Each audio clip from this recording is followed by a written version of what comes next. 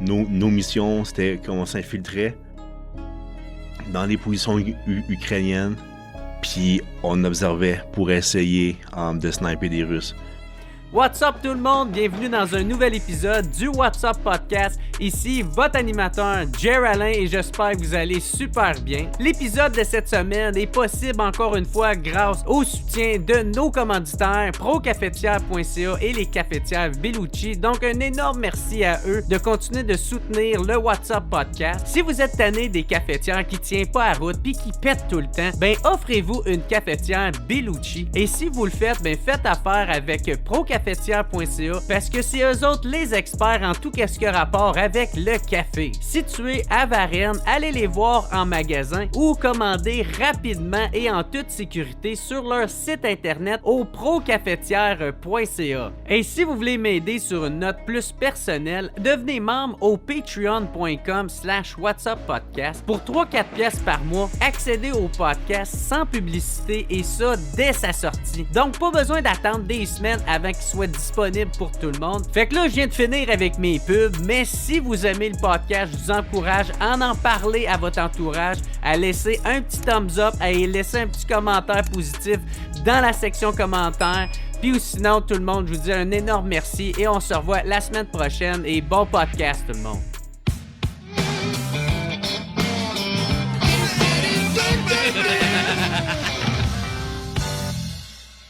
Fait que what's up tout le monde, bienvenue au What's Up Podcast. Aujourd'hui, je suis super content de le recevoir. On reçoit Shadow, qui est un combattant volontaire qui a rejoint l'armée ukrainienne quand que le conflit en Ukraine est arrivé. Puis c'est un des amis de Wally, tu sais, parce que Wally, si on en remonte à une couple d'années, quand il était venu au What's Up Podcast, il nous avait parlé un peu de son coéquipier Shadow. Ben là, on a rentré en contact, ça faisait déjà une couple d'années, mais là, il m'a réécrit pour me dire qu'il était de retour au Québec. Fait qu'un gros merci à Shadow d'être là au What's Up Podcast. Yes, sir, ça fait plaisir. Yes, sir. Fait que c'est ça. Shadow, c'est ton surnom. C'est pas ton vrai nom, non, on s'entend là-dessus. Ouais. C'est un nickname pour justement garder ton anonymat. Puis parce que d'habitude, t'étais pas mal tout le temps masqué.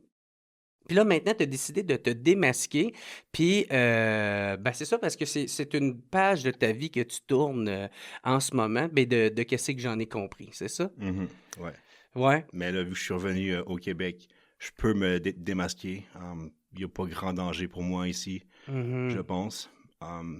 Puis aussi, je veux faire comme des médias sociaux, création de contenu. Donc, avec un masque, ça va quand même mal. Ouais. Toujours masqué. Donc, non, ça me dérange pas de montrer mon vrai visage, là, en fait. Mais c'est parce que pendant que tu étais en service, c'était dangereux pour toi de t'afficher. Ben, c'est comme, c'est une décision que j'avais prise, mettons, là. Ouais. De juste garder notre identité. Sinon, on se ramasse sur des forums de Russes, admettons, des channels de Telegram et ces affaires-là. Non, en fait, c'est juste une précaution de plus à prendre. OK. Il y a du monde qui se masque, il y a du monde qui se masque pas. Ça dépend du monde. Fait que là, toi, on te connaît pas ben, on connaît beaucoup plus Wally, là, tu sais. Puis là, mais j'aimerais ça qu'on parle de toi. Ça ressemblait à quoi ton parcours avant de le rencontrer, avant d'aller en Ukraine, aller au front? Ça ressemblait à quoi? C'était quoi ton expérience avant tout ça? Moi, je suis un vétéran des Forces armées canadiennes. J'ai fait 12 ans dans l'armée. J'ai commencé ma carrière, j'ai fait un contrat de 3 ans en tant que fantassin dans le 22. Et après ça, j'ai transféré, j'ai été... le métier s'appelle technicien en météorologie. Donc, j'ai fait ce métier-là pendant 9 ans. Je travaillais surtout sur les navires de guerre avec la marine canadienne. Puis c'est ça, je suis sorti, mettons, en 2021. Et là, quand la guerre a commencé, j'ai vu que Wally y allait. Tu sais, moi, je suivais beaucoup Wally sur Facebook. Puis là, je lui avais écrit sur sa page Facebook. Il m'avait répondu. Puis là, on s'est rejoints comme en Pologne. Ah, OK. Ouais, c'est ça. Mais Wally, je l'avais jamais rencontré avant, je le connaissais pas. OK. Parce que moi, dans le fond, comment ça s'est passé, c'est que tous ceux qui sont allés combattre en Syrie ou bien en Irak, moi, ça m'impressionnait comme vraiment gros. Puis, genre, je suivais tous les documentaires, je les suivais tous sur les médias sociaux. Mm-hmm. Puis quand la guerre, elle a commencé, la majorité des personnes que je suivais, ben, tu sais, genre, ils disaient tout, bon, ben, moi, je m'en vais en Ukraine. Dont Wally, tu sais. Fait que là, c'est ça, ben, je l'ai DM sur Facebook juste avant de prendre l'avion à Montréal. Puis quand j'ai atterri en Pologne, j'avais vu qu'il il m'avait répondu. Ah, OK, fait que t'es allé là-bas sans même qu'il t'aille parlé ou Non, répondu. c'est ça. Ouais, ben moi, je OK, pensais toi, pas tu y allais peu importe, là. Exactement. Moi, je m'en allais rejoindre la Légion internationale. Je savais où aller. Mais Wally, lui, il était avec un autre Québécois. Son nom, c'est Jean-François Rattel, mais là, il est décédé aujourd'hui. Mais c'est ça, les deux sont rentrés en Ukraine ensemble, mais ils m'ont comme pogné là, sur le side. OK. Ouais. OK. Puis toi, corrige-moi si je me trompe, t'avais jamais été au combat avant ça, là. Tu sais, c'était ta première fois que t'allais sur un front de guerre actif. Ouais, exactement. OK. Ben moi, je suis pas allé en Afghanistan. En fait, durant mon temps dans le 22, ce qui est arrivé, c'est que quand je suis rentré au bataillon, eux, ils venaient de revenir. Donc, ça a pris comme 2 ans avant que commence l'entraînement et tout. Donc, j'ai fait l'entraînement, mais là, mon contrat finissait 3 ans. Puis, ça me tentait, je n'étais pas vraiment intéressé à re-signer un autre 3 ans pour pouvoir partir. Donc, moi, j'ai juste quitté les Forces armées canadiennes à ce moment-là. Mm-hmm. Puis, je me suis réenrôlé là, 2 ans plus tard. Mais c'est ça, c'était ma première guerre, en fait. Là. OK. Puis, ce qui est une bonne chose, parce que je suis quand même bien... Tu peux bien me former, genre, je m'attends à rien, là, admettons. Puis que ceux qui avaient de l'expérience en Afghanistan ou bien en Irak, ils s'attendent que ça se ressemble comme en Afghanistan, comme en Irak. Mm-hmm. Puis il y avait de la misère à s'adapter, là, C'est surtout... ça. Ça peut être un avantage, le fait que tu as de l'expérience, mais ça peut être aussi un désavantage si t'es mal adapté à ce type de guerre-là. Non, ouais, c'est ça. Ben, tu sais, j'avais déjà de l'expérience militaire. Mm-hmm. Ben, j'avais 3 ans d'infanterie de fait. C'est sûr que c'était loin derrière moi. Mais c'est revenu vite, là, tu sais. Mm-hmm. Mais ouais, non, c'est ça. Puis en plus, Wally, c'était un très bon leader. Il m'a vraiment beaucoup aidé. Puis, ouais, il m'a vraiment beaucoup pris. Puis comme il m'a vraiment aidé, là. Ah, c'est très cool. Uh-huh. Puis ta famille, qu'est-ce qu'elle dit de ça? Tu sais, as-tu eu peur quand que tu dis, moi je m'en vais en Ukraine, puis tu sais, quand que ça passe aux nouvelles, puis ça pète de tout partout, c'est ça, qu'est-ce qu'ils ont dit? Ouais, c'est ça. Ben, tu sais, ils sont vraiment anti-armés, là, anti-militaires et tout. Moi, quand je suis rentré en tant que fantassin, mon père avait fait une dépression, là, genre way back. OK. Fait que là, je savais que je voulais pas lui dire que je m'en allais en Ukraine parce que, tu sais, il t'offrait pas. J'ai dit que je partais comme dans le sud, là, ou whatever, là, comme Ah, tu comme as excuse. menti. Ouais. Mais après ça, quand je suis arrivé en Ukraine, tu sais, je lui ai dit la vérité, là, OK, là, je suis en Ukraine. Puis là, il a crashé vraiment, là, tu sais, il est rentré à l'urgence, puis comme, mettons, il est allé, il a fallu qu'il aille consulter, se faire Ah plein ouais. de trucs psychologiques et tout. Fait qu'il l'a mal pris, là. Vraiment. Ouais. Ben, tu sais, c'est un peu une raison et tout pourquoi je suis revenu aujourd'hui, tu sais. OK, là, ça fait quand même 4 ans, là, tu sais, un moment donné. Mhm. Pauvre famille et tout, tu sais. Donc, ouais, non, mais c'est ça. Mais, tu sais, je veux dire, au fil des années, il s'est comme adapté, là, j'imagine, là. T'as comme pas le choix. Puis ta mère, elle? Ma mère, elle, a appris ça mieux, c'est sûr. Ah, Donc, c'est elle là, qui veillait sur mon père, puis elle l'aidait et tout, là. Ouais. OK. Mais c'est sûr, c'était vraiment pas facile. Ouais, ah non, j'avoue, hein. Puis là, fait que, ben, t'arrives en Pologne, tu rencontres Wally pour la première fois. C'est quoi tes attentes, là? Tu sais, qu'est-ce qui se passe? Tu dis que c'est un bon leader. C'est quoi les prochaines étapes qui se passent? Ben, dans le fond, l'unité avec qui qu'on était, ben, avec Jean-François, son nom c'est Arulf, je vais le nommer Arulf. Ben, lui, tu sais, il créait comme sa propre unité. Donc, il avait recruté du monde dans les médias sociaux. Fait qu'on était allé chercher, c'est comme, à peu près, il y avait comme 13 Britanniques l'aéroport. OK. Donc, il était venu me chercher comme en véhicule. Après ça, on était allé chercher les Britanniques, puis on a traversé la frontière. Pour se rendre en Ukraine. Ouais, mais Pour c'est aller ça, à man. Kiev, j'imagine? On est arrêté, on est allé à Lviv pour commencer. Puis après ça, Wally puis Jean-François ils essayaient de trouver des armes et tout, à essayer comme de linker avec une brigade qui pourrait comme nous engager. Mais finalement, après quelques jours, ça a comme fait qu'on s'est séparés. Dans le fond, Jean-François puis son groupe est allé comme au sud-est. Moi puis Wally, on est allé à Kiev. Puis c'est là que ça a commencé. Là. Fait que tu sais, ça a pris quelques jours avant que ça déroule et tout. Mais quand ça a commencé, ça a commencé. Mais ça ressemblait à quoi, ces combattants-là? Tu sais, tu dis qu'ils ont été recrutés à travers les réseaux sociaux. C'était-tu du monde qui avait de l'expérience? Ouais, tous des anciens militaires là, de l'armée britannique, ouais.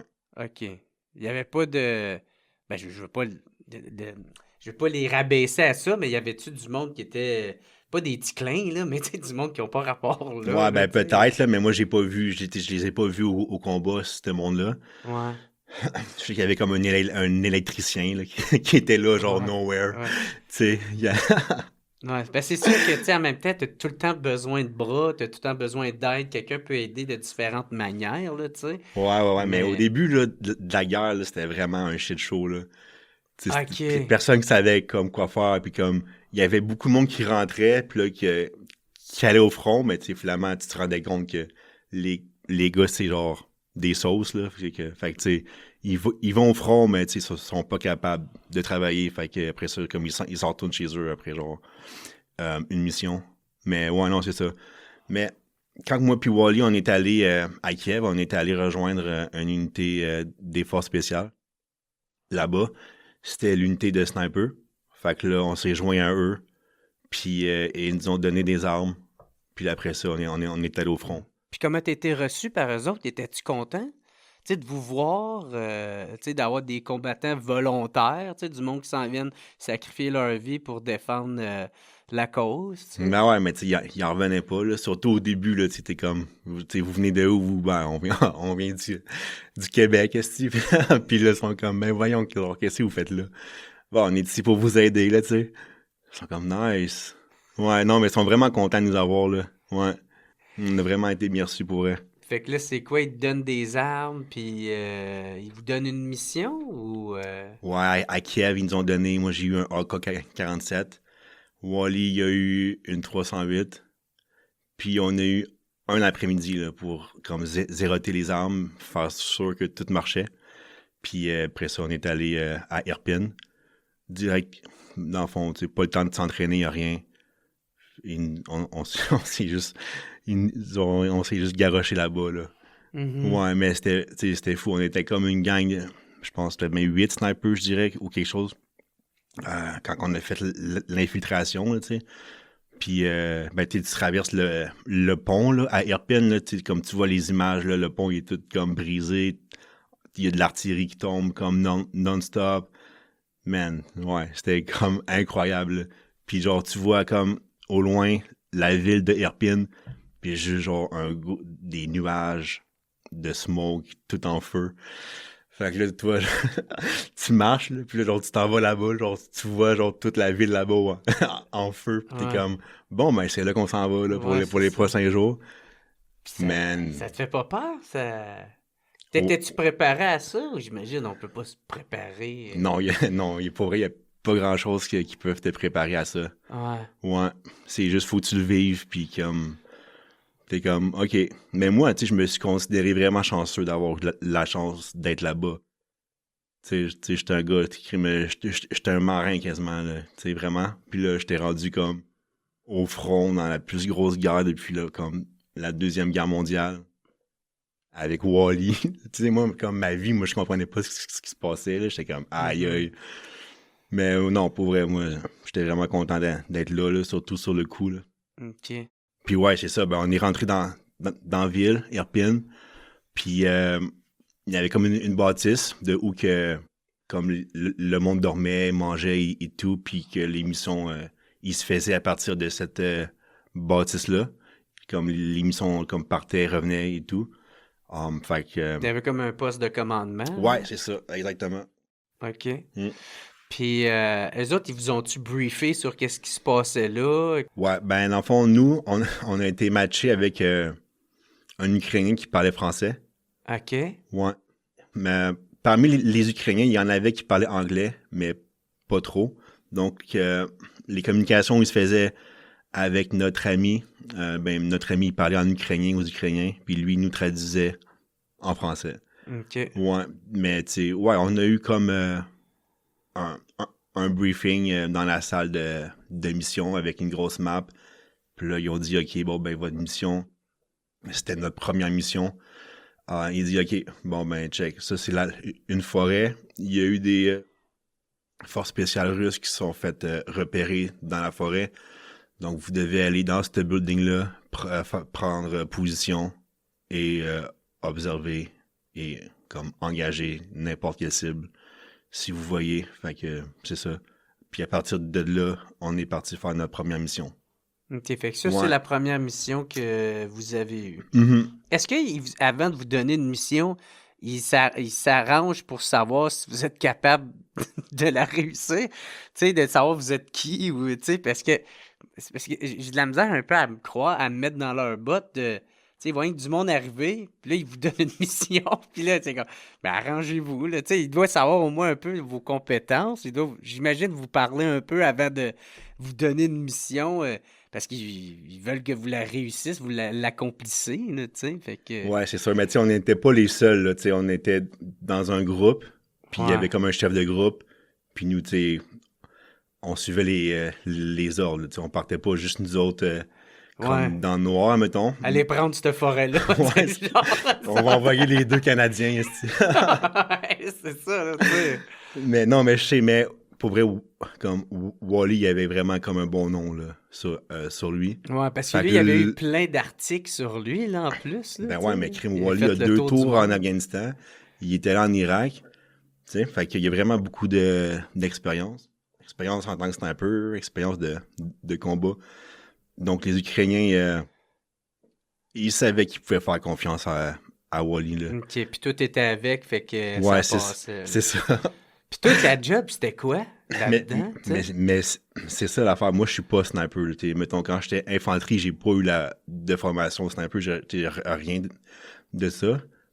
Fait que moi, au début, c'est ça, Wally avait pas le temps de m'entraîner, rien.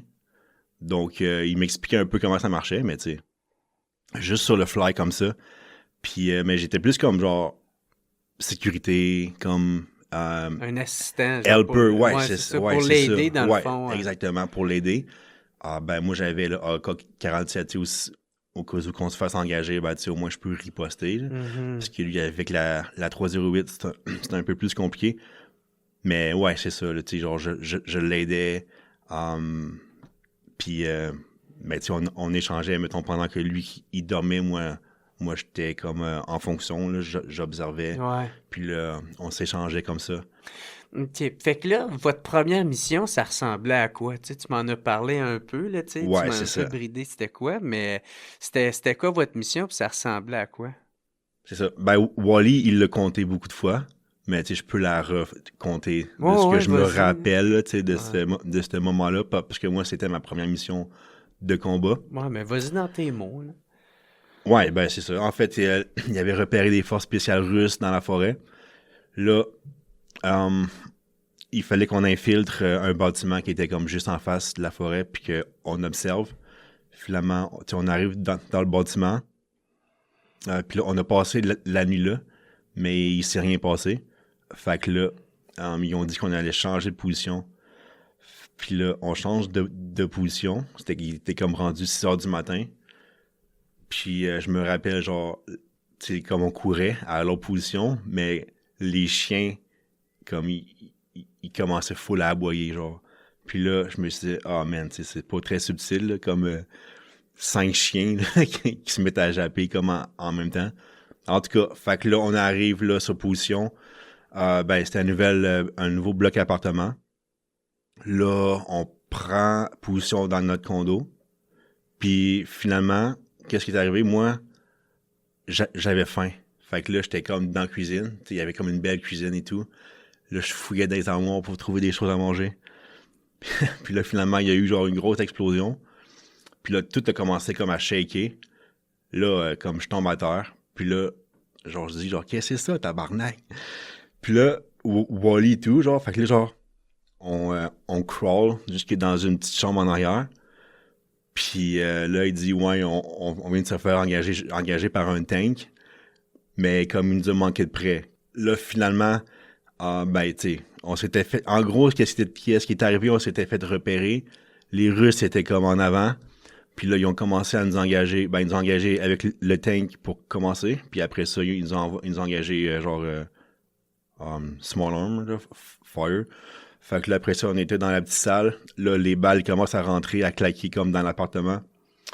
Là, les autres snipers viennent nous voir et disent « Hey, là, faut qu'on s'en aille, là, puis tout. » Fait que là, on pogne notre stock, on s'en va. Finalement, on sort de là, puis il y avait comme des civils, comme dans un basement. Là, il dit « Hey, venez vous cacher pour l'instant. » Fait que là, on s'en va dans le basement, on attend un peu. Puis les Ukrainiens, eux, comme ils checkaient dehors, qu'est-ce qui se passait. Puis ils étaient sur la radio. Ils parlaient comme au centre de commandement. Puis finalement, ils disent ouais, ben, tu sais, comme on se fait encercler, genre. Parce que les Russes commençaient à nous encercler. Puis il dit OK, ouais, il va falloir sortir. Fait que là, on s'en va comme dans le cours. Puis là, c'est ça, là, ça a commencé, ben, une petite grosse firefight, le gros, là. C'était fou. Moi, j'étais comme là. Ouais, puis il y avait un gars blessé en plus. Il s'était fait tirer dans la main. Un de vos gars à vous? Ouais, un des snipers. Mais une chance qu'il pouvait marcher, là, parce que s'il aurait fallu lui traîner, là, ça aurait mal été. Mais ouais, finalement, une grosse firefight. Puis un moment donné, il y a un gars avec un RPG. Il tire le RPG vers les Russes. Ça, c'est un grenade launcher? Ouais. Il tire le RPG vers les Russes. Là, ça explose. Là, il dit, OK, on décalisse. Puis finalement, on a couru. Jusqu'à... Tu sais, on était venu comme avec une vanne. Une petite vanne. Là, on a couru jusqu'à la vanne. Puis après ça, on est retourné là, au centre de commandement. Puis là, ils ont pris en charge le blessé et tout. Puis ça, c'était notre première mission. Tabarnak, votre première mission, ça a été ça. Puis toi, comment tu réagis là-dedans? Là? Tu sais, là, t'as jamais encore été... C'est ton baptême du feu. T'as jamais encore été sur un conflit armé de même. Puis là, t'as à gérer ton stress. Tu sais, ben beau avoir vu des films ou t'avoir essayé de te préparer, mais tu sais, on se préparera jamais à ça, là, tu sais. Fait que comment tu réagis à ça avec les balles qui filent au-dessus de tes oreilles, puis... Ouais, c'est ça. Ben, l'affaire, c'est que tu sais pas comment tu vas réagir, tu sais, jusqu'à temps que tu le vives. Donc, tu sais, je savais pas comment est-ce que, tu sais, je vais freeze, tu sais, est-ce que je vais continuer quand même de faire ma job. Ah. Finalement, ça a bien été. Tu sais, j'étais correct. J'ai fait ce que j'avais à faire.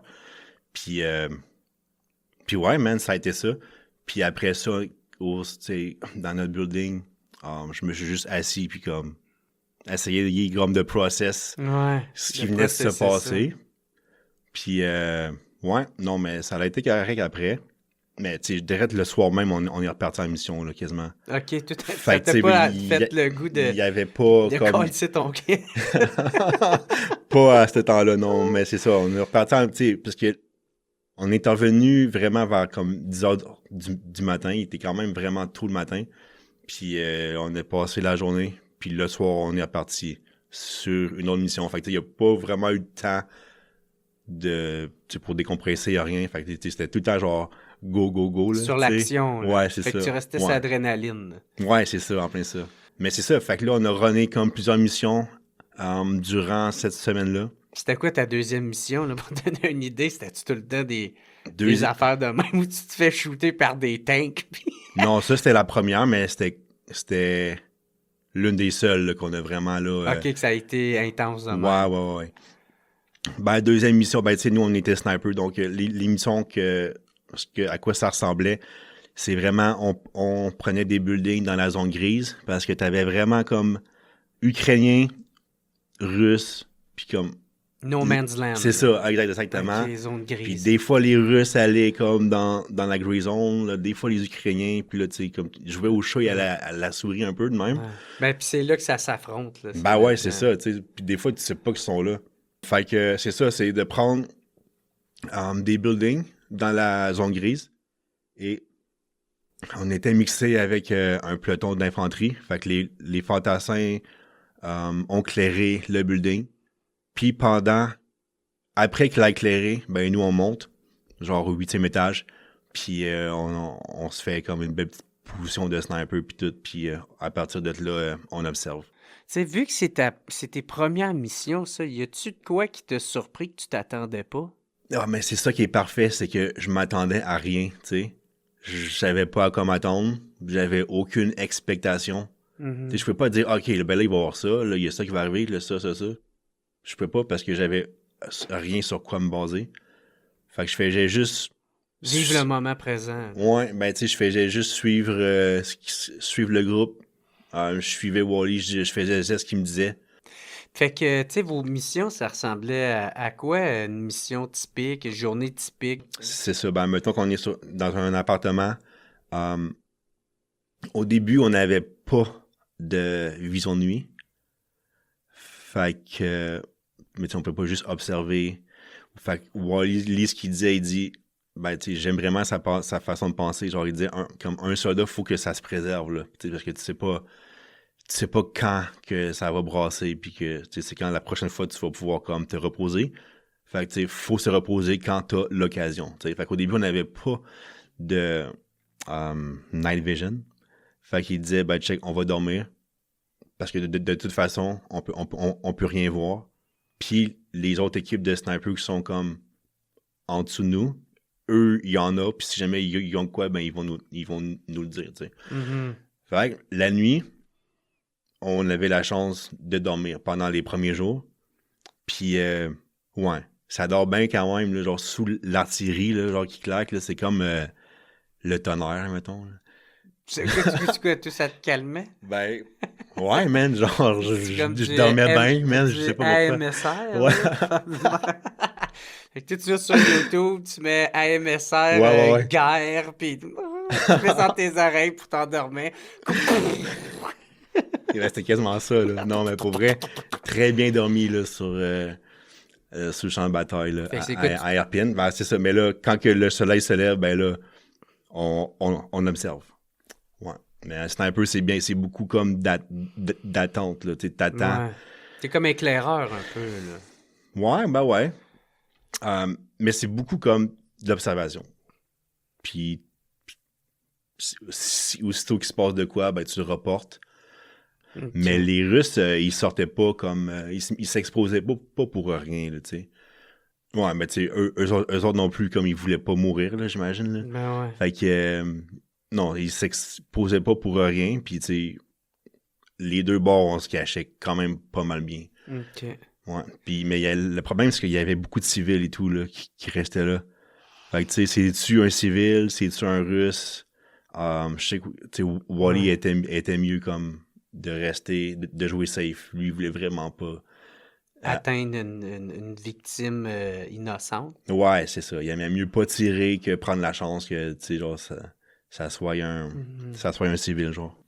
Fait que ça a été de même tout le temps. Est-ce que ça a bougé Est-ce que vous êtes changé de place, de spot, de commandement, ça ressemblait à quoi? Parce que tu as été là quand même longtemps. Tu as été là, 4 ans, je pense? Ouais, c'est ça. Ben, dans le fond, ouais, ben, ça a été ben, comme à Kiev. Les Russes se sont retirés, mettons, fin mars. Après ça, nous autres, on s'est retirés. Puis on a eu quelques jours là, pour se reposer. Okay. Puis après, on a été redéployés. Ben là, il y avait comme une autre bataille qui se passait. C'était la bataille de Izium. Donc, on a été redéployés, nous, puis notre groupe, dans ce secteur-là.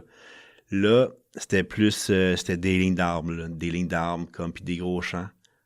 Kiev, c'était comme urbain, le combat urbain. Ouais, c'est ça. C'est comme une grosse ville toute détruite sous les coups des mortiers et des bombes. Là. Ouais. En plein ça, ben ça m'a fait pouvoir voir deux champs de bataille complètement différents, tu sais. Mm-hmm. Fait que ça a été bien là-dessus. Mais man, quand on est arrivé, c'était une ville, un petit village, là, Virnopilia, que ça s'appelait. Puis là, le centre de commandement était comme dans un sous-sol d'école. Puis c'est là que les missions, comme ils se faisaient. Mais c'était fou, là. Il y avait genre, tout le monde mourait ou bien tout le monde se faisait blesser, là. OK. Ouais.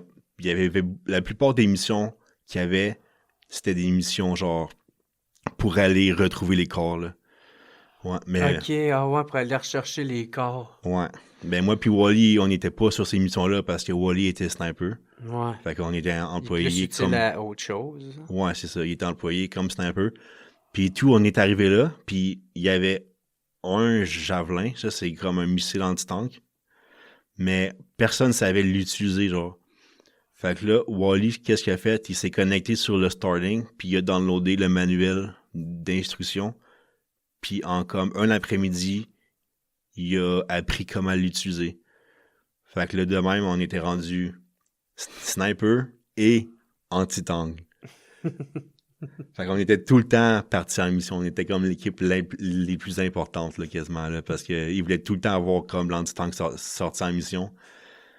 Fait que ça a été vraiment occupé cette fois-là, ouais. Et puis, as-tu montré aux autres comment l'utiliser après ça? Mais c'est ça le problème. Il y avait genre une batterie, puis il n'y avait rien pour charger la batterie. OK. Fait que tu peux pas commencer à te pratiquer, faire des simulations dessus, là, parce que tu veux pas brûler la seule charge de batterie. Fait que, tu sais, Wally, il savait comment. Puis c'est ça. Ben, moi, j'ai pas appris.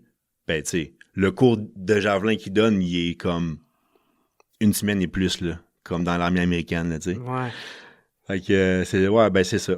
Finalement. C'est tough à prendre ça en 2 bombardements. Ouais, mais Wally, il est comme super intelligent, là, tu sais. Il est vraiment très, très intelligent. Donc, ça n'a pas été un problème pour lui. Mais, tu sais, moi, je suis pas comme ça. J'ai besoin, comme, d'apprendre théorique, pratique, de pratiquer, simulation, toutes ces affaires-là. Mais, tu sais, je veux dire, lui, il a appris, il savait comment l'opérer. Et, moi, je traînais le missile, le tube de missile, là. Fait que là, c'est ça. Là, on vous donne comme mission, justement, d'aller faire ça.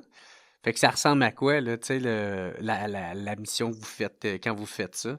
C'est vous allez tirer sur des tanks russes. Tu veux-tu m'en compter une de comment ça s'est passé? Ouais, c'est ça. Ben, dans le fond, les Ukrainiens étaient sur la défensive durant cette période-là. Donc, nous, on était comme... On était installés dans la dernière position ukrainienne, dans la dernière ligne d'arbre possible. Et en face, c'était juste les Russes. Mais les tanks étaient trop loin pour qu'on puisse les engager avec le javelin. Donc, ben, notre mission, c'était vraiment d'attendre qu'ils nous assautent pour qu'on puisse les engager, tu sais. Fait que, on a fait des missions comme ça dans la ligne d'arbre avec le javelin, comme vraiment à attendre. Mais pendant qu'on était là, il n'y a pas eu d'assaut, rien. Donc, on n'a pas eu la chance de tirer. Mm-hmm. Ouais. Mais tu sais, on a passé du temps comme ça. Puis notre dernière mission, là, par exemple, ça l'a brassé quand même. Là. Après notre dernière mission, on a comme fait, OK, on va prendre un break. Là. C'est quand on était supposé aller passer une couple de jours sur la position. Là, on arrive sa position dans la ligne d'arbre, puis là, il y a comme un petit tranché.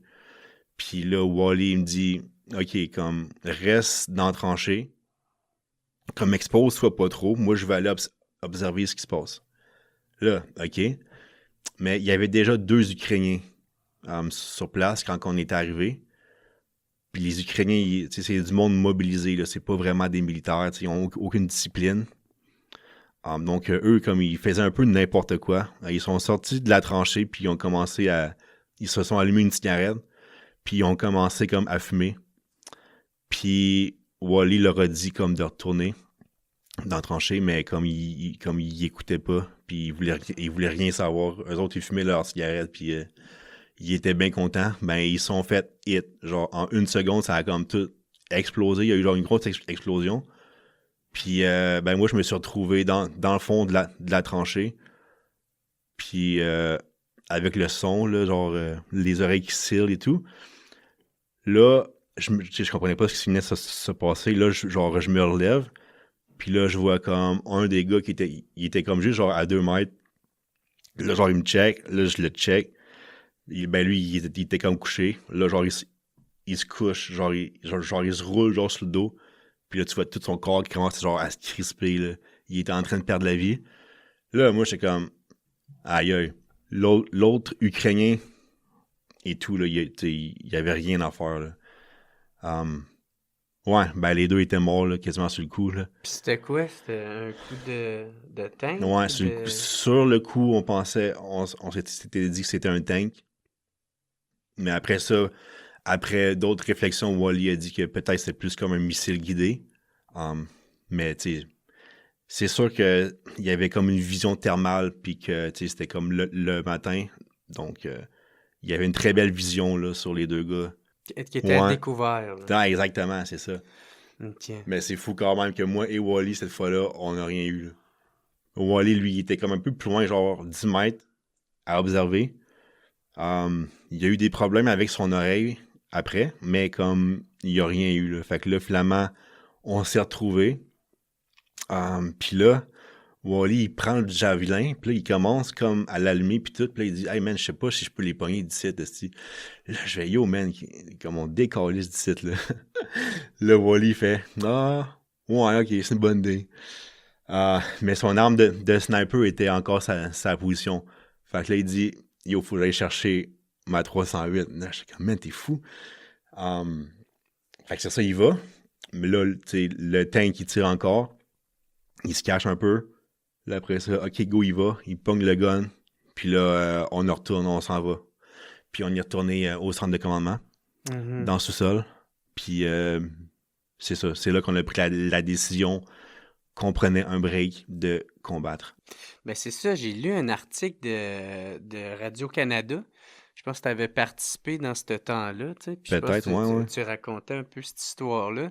Puis c'est là que tu dis que ça t'avait vraiment marqué, puis que je pense que c'est là que t'as arrêté d'aller au front pour justement te concentrer plus sur l'aide humanitaire que tu peux apporter ou de quoi de même. C'est ça qui s'est passé? Ouais, c'est ça, en plein ça.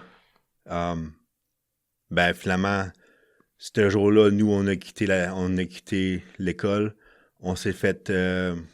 tous les volontaires, on était 4 ensemble, on s'est fait extraire un petit peu plus loin.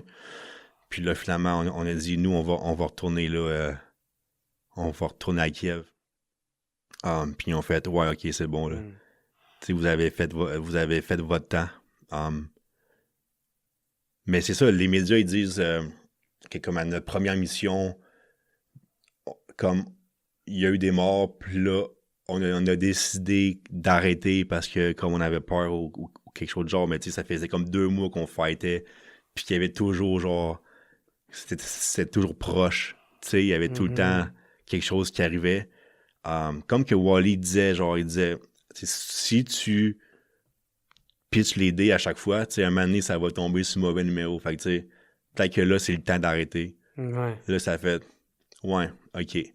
Puis, excuse de te couper avant qu'on continue. Ça te fait quoi, ça, de voir du monde mourir de même proche de toi? Tu sais, je sais pas si c'était déjà arrivé auparavant, avant que ça arrive, mais là, tu sais, quand toi-même tu passes proche d'y laisser ta vie, puis tu vois quelqu'un mourir de même sous tes yeux, sous les bombes, ben c'est ça, c'est comment tu te sens, comment tu processes ça en dedans de toi? Ouais, ben ça me rentrait dedans pas mal. C'est là que j'ai réalisé que à ce moment-là, j'étais pas prêt à mourir encore. Puis, ben j'avais comme une fille qui s'en venait, comme un enfant. Puis là, j'ai réalisé que, man, si je meurs, là, ma fille, elle aura pas de père tout le reste pour toute sa vie au complet, là, tu sais. C'est quand même... Fait que ça m'a vraiment fait réfléchir. Puis Wally tout, là, Wally avait 2 enfants, un enfant dans ce temps-là.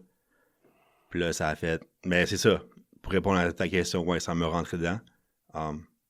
Mais avec le temps et du recul, ça a été correct, là. Tu sais, mettons, j'ai une pensée pour les ambulanciers ou les pompiers, les policiers, tu sais, eux, ils voient du monde mort ou genre des accidents de voiture tout le temps, là. Mhm. Avec le recul, ça a été correct, mais sur le moment, ça nous a rentré dedans pas mal. OK. Ouais. Fait que là, t'as pris la décision de plus aller au front, puis de faire de l'aide humanitaire. Fait que ça ressemblait à quoi? Comment ça s'est passé, cette transition-là? C'est ça. Ben, Wally, il était retourné au Québec. Moi, j'étais pas encore prêt à retourner. Je sentais pas que j'avais fait ma part encore. Donc, je suis allé à Lviv, qui est à l'ouest du pays. Je me suis joint à une petite organisation. Eux, ils faisaient de la distribution de supply medical supply. Donc, j'ai resté là pendant 1 mois. Aussi, je m'étais fait une conjointe aussi, ukrainienne. Donc, on était ensemble durant ce temps-là et tout. Mais un moment donné, à la fin du mois de mai, j'ai décidé de retourner au Québec. Donc, je suis retourné parce que c'était la fête à ma mère le 31 mai. Je voulais lui faire une surprise pour sa fête. Donc, j'ai pris la décision de retourner au Québec dans ce temps-là, je retournais pour toujours. Moi, je n'avais pas l'intention de retourner en Ukraine.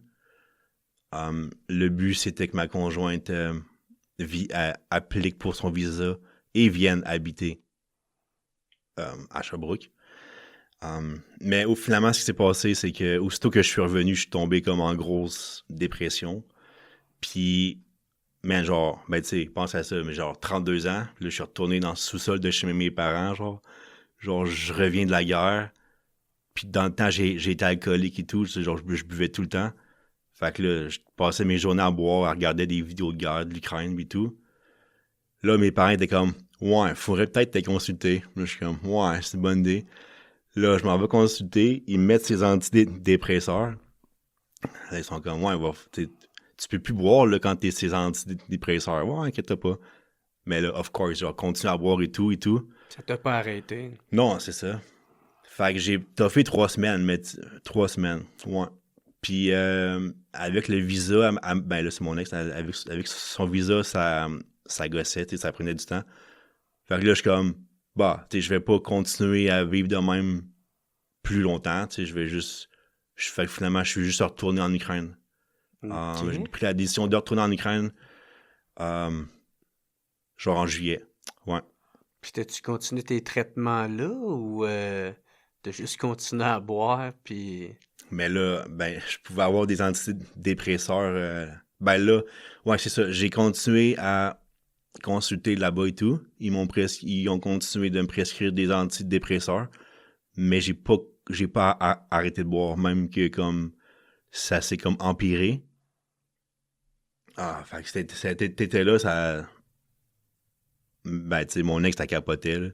Tu sais, mais tu sais, j'étais comme full-blown alcoolique, full-blown PTSD, puis comme, je faisais juste boire. Là, finalement, ce qui s'est passé, ben moi, j'ai pris la décision de retourner dans l'armée ukrainienne à ce moment-là. Puis, mais là, tu sais, il a fallu que je prenne une décision. Comme il fallait vraiment que j'arrête de boire. C'était soit ça ou que comme je retourne au Canada, rentrer en thérapie et tout. Mais comme il existe un médicament là-bas, c'est comme un vaccin que tu prends un shot de ça, puis tu deviens allergique à l'alcool. Fait que j'ai pris ce vaccin-là. Puis après ça, ben, ils me font goûter comme un shot de vodka, juste pour que je vois comment que je réagis. J'étais plus capable de respirer, j'étais plus capable comme d'ouvrir les yeux et tout. Fait que là, ils m'ont mis sur oxygène. Ouais. Fait que là, comme ils m'ont dit, bon, là, c'est ça que ça fait à chaque fois que tu vas boire. Fait que tu peux plus boire, là. Mais pour vrai, c'est fou parce que là, mon cerveau associait toujours alcool avec fun et tout, mais là, associait alcool avec comme crime. Si je prends un verre, ben là, je vais mourir. Man, fait que là, du jour au lendemain, je suis plus jamais rebu. OK. Ouais, mais crime. Puis, mais tu sais, ton PTSD, parce que juste peut-être pour aider le monde à bien comprendre, tu sais, comment que ça s'est passé, ça, parce que c'était quoi ton PTSD? C'est quoi qui revenait? Est-ce que tu avais des hallucinations? Est-ce que tu étais en hypervigilance? C'était quoi? Parce que tu dis que pendant que tu étais en PTSD, tu es en syndrome post-traumatique, ben, tu prends la décision de retourner dans l'armée ukrainienne. Là, tu sais, Ouais. c'est comme un peu contradictoire, mais veux-tu nous expliquer comment que ça s'est passé? Ben, exact. Ben oui, pas de problème. Dans le fond, ben, le problème, moi, le PTSD, c'est plus comme quand que je bois. Tu sais, là, tu sais, genre, je vais me rappeler, puis genre, je peux faire n'importe quoi, là, comme je peux me mettre à pleurer, je me contrôle plus, comme. Mais depuis que je suis sobre, j'ai comme plus vraiment de problème, là, de ce côté-là. OK. C'était quand tu buvais, là, ça sortait. Ouais, c'est vraiment comme l'alcool, là. OK. Mais c'était comme vraiment un mix, c'est alcool, antidépresseur, PTSD.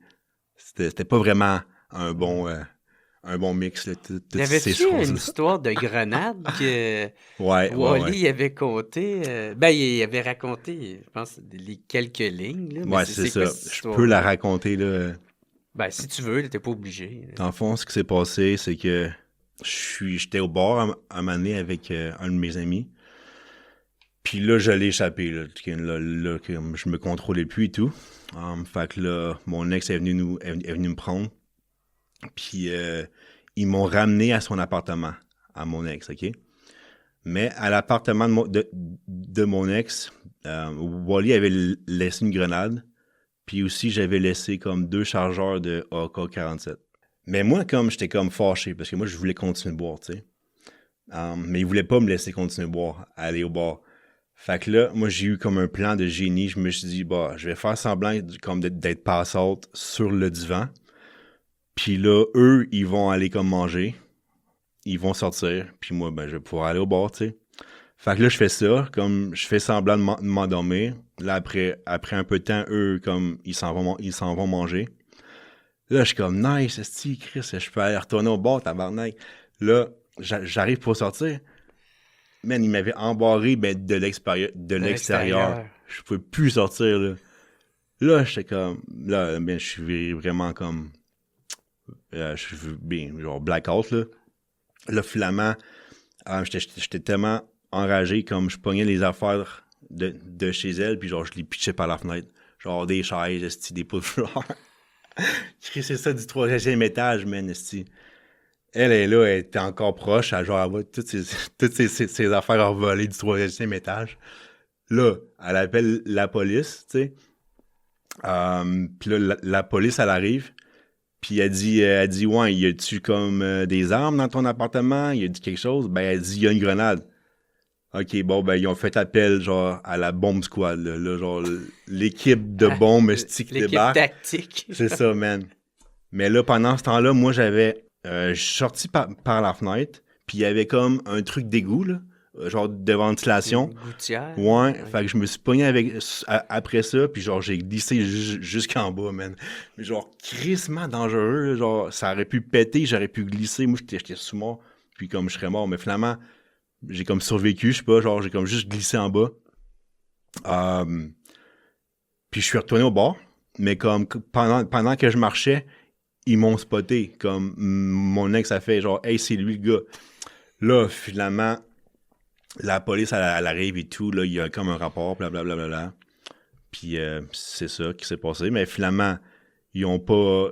J'ai pas été chargé au criminel à rien, ils ont juste genre fait... Bah, tu sais, c'est un foreigner, genre, qui l'a échappé. Ça arrive, tu sais, mais comme l'affaire de la grenade, c'est juste qu'il y avait une grenade dans l'appartement, tu sais, qui était pas supposée. C'est ça. Mais tu l'as pas utilisé, rien de ça. Non. Mais ça l'a fait gros de la merde et tout, là. Avec les autorités puis tout. Puis ça met big. Pour vrai, ça a vraiment été comme le moment, là, décisif que j'ai dit, OK, là, après ça, c'est fini, là. Mais non, avec l'alcool. L'alcool. Ouais, c'est ça. Mais parce que moi... Tu veux pas faire vivre ça à ta blonde aussi, là, tu sais, déjà qu'elle a vit la guerre puis tout ça, tu veux pas y rajouter ça en plus ses épaules, là. Mais c'est ça, mais tu sais, en plus, moi, si je voulais continuer à servir, je peux plus comme boire comme ça, là. Mm-hmm. Mais c'est fou parce que, tu sais, dans ma vie, des relations, j'en ai eu plein et tout, là. Puis, tu sais, l'alcool, ça a toujours été comme... Ça a toujours fait des dégâts, mettons, là. Ça te nuit, là. Ouais, j'ai jamais été capable d'arrêter, mettons, pour une de mes relations. Tu sais, OK, ouais, je veux arrêter de boire. Mm-hmm. Non, ça c'est... Mais pour pouvoir continuer de combattre en Ukraine, ça l'a fait. Ouais. Tu sais, j'ai touché le fond, puis là, j'étais comme big. Tu sais, je veux pas retourner au Canada. Puis finalement, ben non, mais je suis content que cet événement-là, ça soit passé parce que je suis sobre depuis ce moment-là, ça fait genre 4 ans. Là. OK. Puis, man, c'est vraiment nice, c'est pas vrai.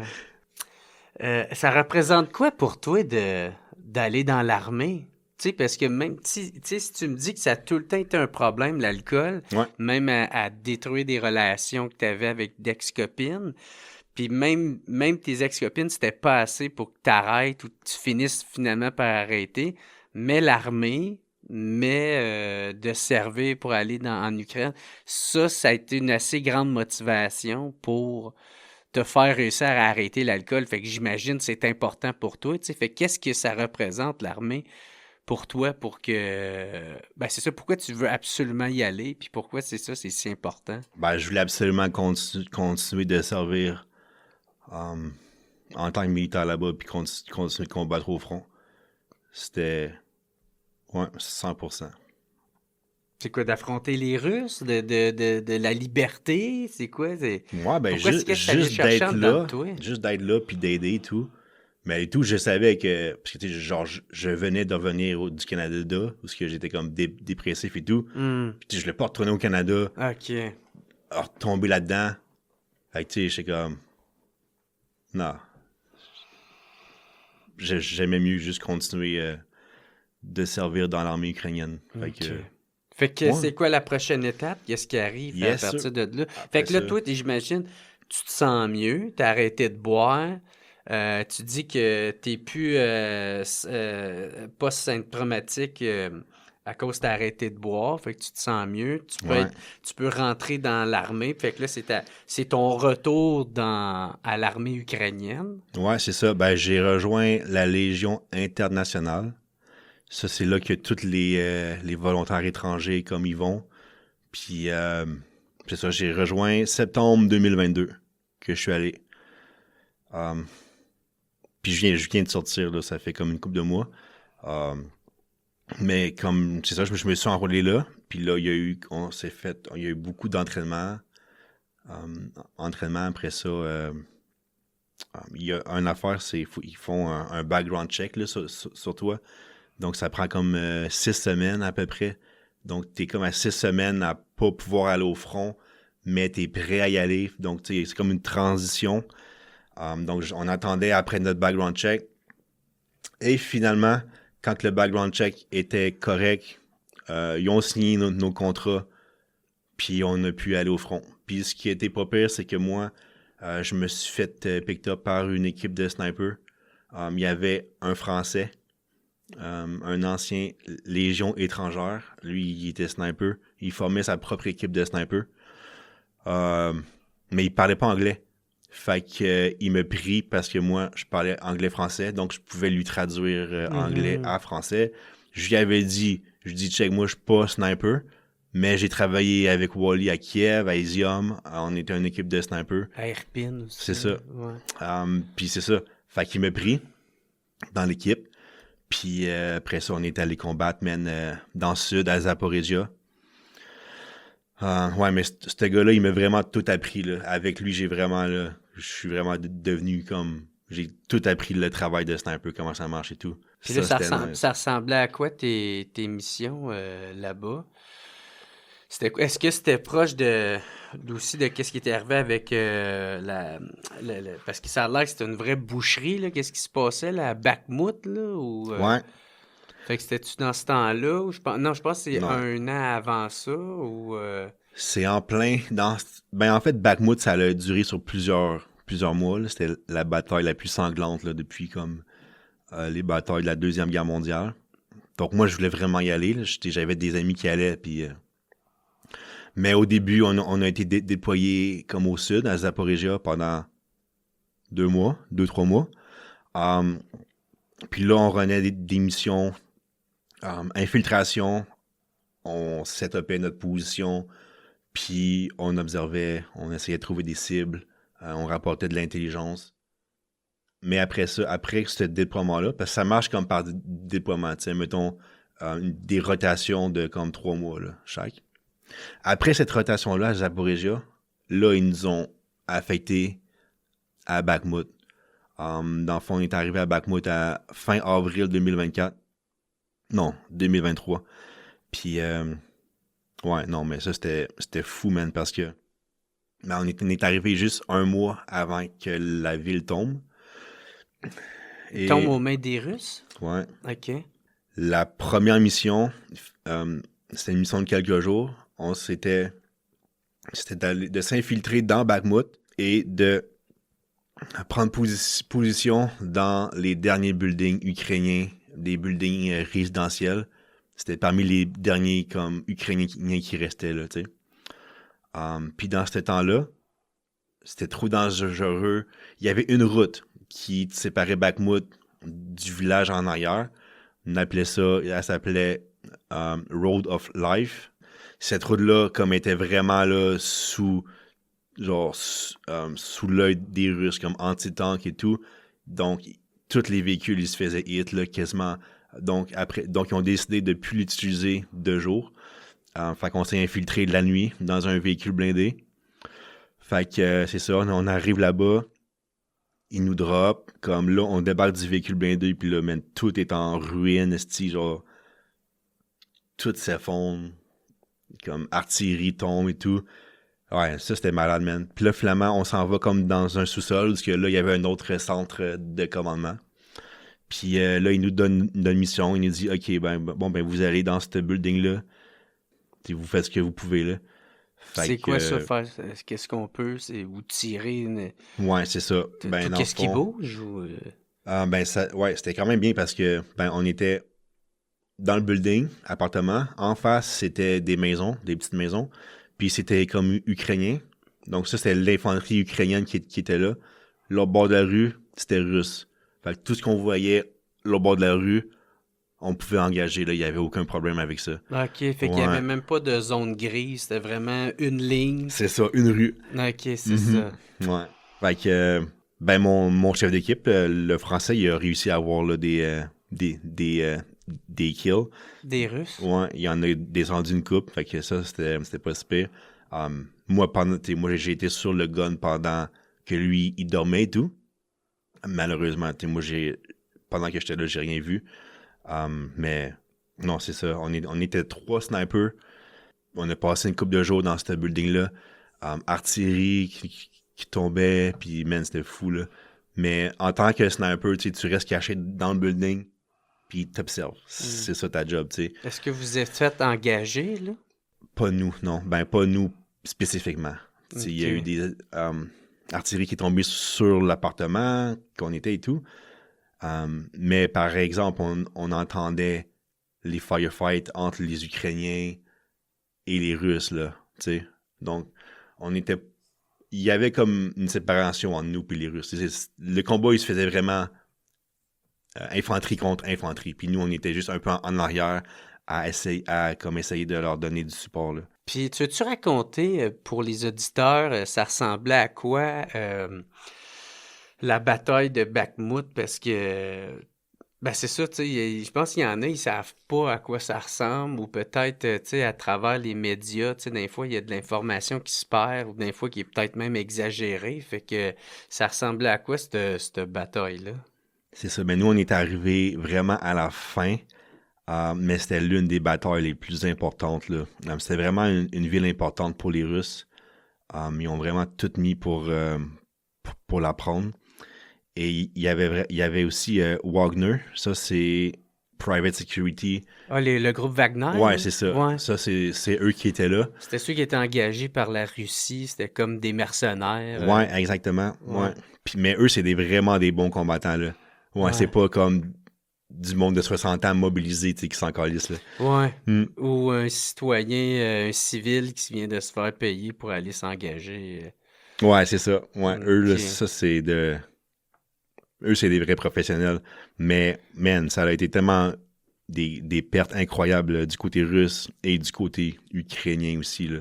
Puis c'est quoi? C'est que dans le fond, ils forçaient un peu le monde à s'affronter un à un avec des guns, puis c'est pour ça que les morts faisaient que s'empiler, ou Ouais, ça ben, ressemblait à quoi? Tu sais, surtout, c'est ça. Ben, c'est surtout avec artillerie, avec les firefights, avec tout ensemble, là, tu sais. Ben, pour vrai, comme j'étais pas là pendant un bon bout de la bataille, Mhm. Mais comment ça vous a été raconté, ça? mais c'est juste que, genre, les Russes, comme, ils poussent, ils prennent du terrain, puis les Ukrainiens, comme, ils essayent de défendre. Ouais. Puis beaucoup de temps, comme, les buildings, comme, il fait juste s'effondrer carrément, là. Tu sais, comme plein de positions ukrainiennes, des buildings avec des Ukrainiens dedans, que à force d'artillerie, ben, le building s'écroule sur les Ukrainiens. Tu sais, il y a plein de Ok. façons que...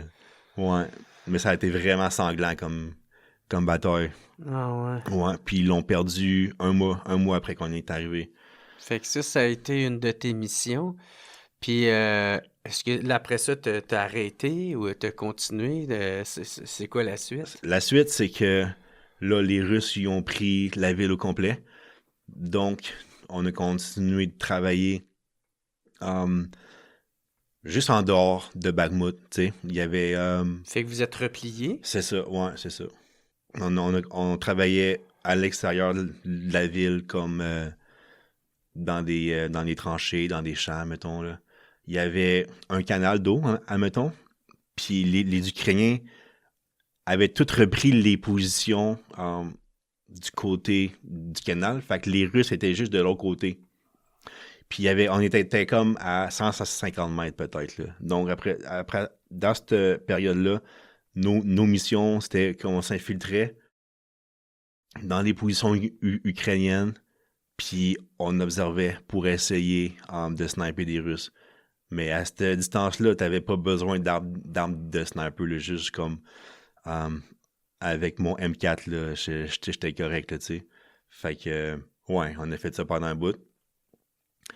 Finalement, notre équipe de sniper, notre chef d'équipe est parti, en fait, ce qui s'est passé. Puis, il y a plein de monde qui sont partis de notre équipe de sniper. Finalement, moi, Speedy, qui était un autre ami canadien, québécois, puis un autre gars, on a décidé de former une autre unité, juste nous. Là, l'unité, c'était une unité de reconnaissance. Puis ça s'appelait Black Maple. Fait qu'on était une unité de reconnaissance. À partir de ce moment-là, c'était à partir d'été 2023. Mais on est parti en vacances peut-être bien 3 semaines au mois d'août 2023. OK. Quelques mois après que Bakhmut allait tomber. Là, je m'excuse de poser la question, là, puis au pire, je la couperai, là, si tu l'aimes pas, là. Mais, toi, est-ce que t'as tué quelqu'un, tu sais, là-bas? Est-ce que t'as vécu ça? Est-ce que... Personnellement, j'ai pas tué personne, je pense. OK. Ouais. Mais, tu sais, je veux dire, Fait que dans les le feu, genre... dans les firefights, peut-être qu'une de Ouais. mes balles était... Peut-être qu'une de mes balles a tué quelqu'un, Mhm. tu sais. Mais j'ai pas vu moi tirer et un Russe qui drop. Non, ça s'est pas fait, non. OK. Ouais. OK. Parce que, tu sais, j'essaie de savoir c'est quoi la... Tu sais, qu'est-ce que toi t'as fait quand t'accompagnes des snipers? Tu sais, est-ce que t'as le sniper? Est-ce que toi t'es là pour faire sûr qu'il manque de rien? Tu tiens les munitions? Tu t'assures qu'il y a personne qui vient vous prendre à revers de derrière? Tu sais, c'est ça que j'essaie de savoir. OK. Ouais, c'est ça. Ben, dans le fond, mettons, position de sniper, ben, comme on est deux, ben, généralement, il y a un sniper, un spotter, mais ce qu'on faisait, on avait un gun. Fait qu'on se relayait pendant que le gars, il était sur le gun, l'autre dormait. OK. Ouais. Fait qu'il y en a un que... OK, fait que vous vous échangez la job. Ouais. Ben, d'habitude, tu vois comme les équipes avec le gars qui spot, puis le gars qui tire. T'sais. Mais dans ce temps-là, le gars comme le tireur, il observait, puis il pouvait faire ses calculations lui-même, là, mais c'est vraiment s'il y a comme un Russe qui apparaît et tout, là, le gars qui fait le spotter, comme il peut arriver, puis l'aider, lui dire à combien de mètres qui est, les élévations, toutes ces affaires-là. Il donne des positions. Ouais, c'est ça, il y a une target là, à tant de mètres, ça fait genre un clic à droite, hein, mettons, ça fait le même. Mais tu sais, on a toutes nos range tables déjà, fait que tu sais, on sait, même si t'es tout seul sur le gun, tu peux faire, OK, il y a une target là, elle est à 300 mètres, j'ai juste à faire 2 clics en haut, un clic en bas, là, puis tu peux l'engager, t'as pas besoin vraiment d'un spotter là, pour te dire... pour te dire quoi faire. Là, ouais. Ben, nous, on marche le même, en tout cas. Là. Okay. Je sais qu'il y a des équipes qui peuvent faire différemment, mais ça marchait.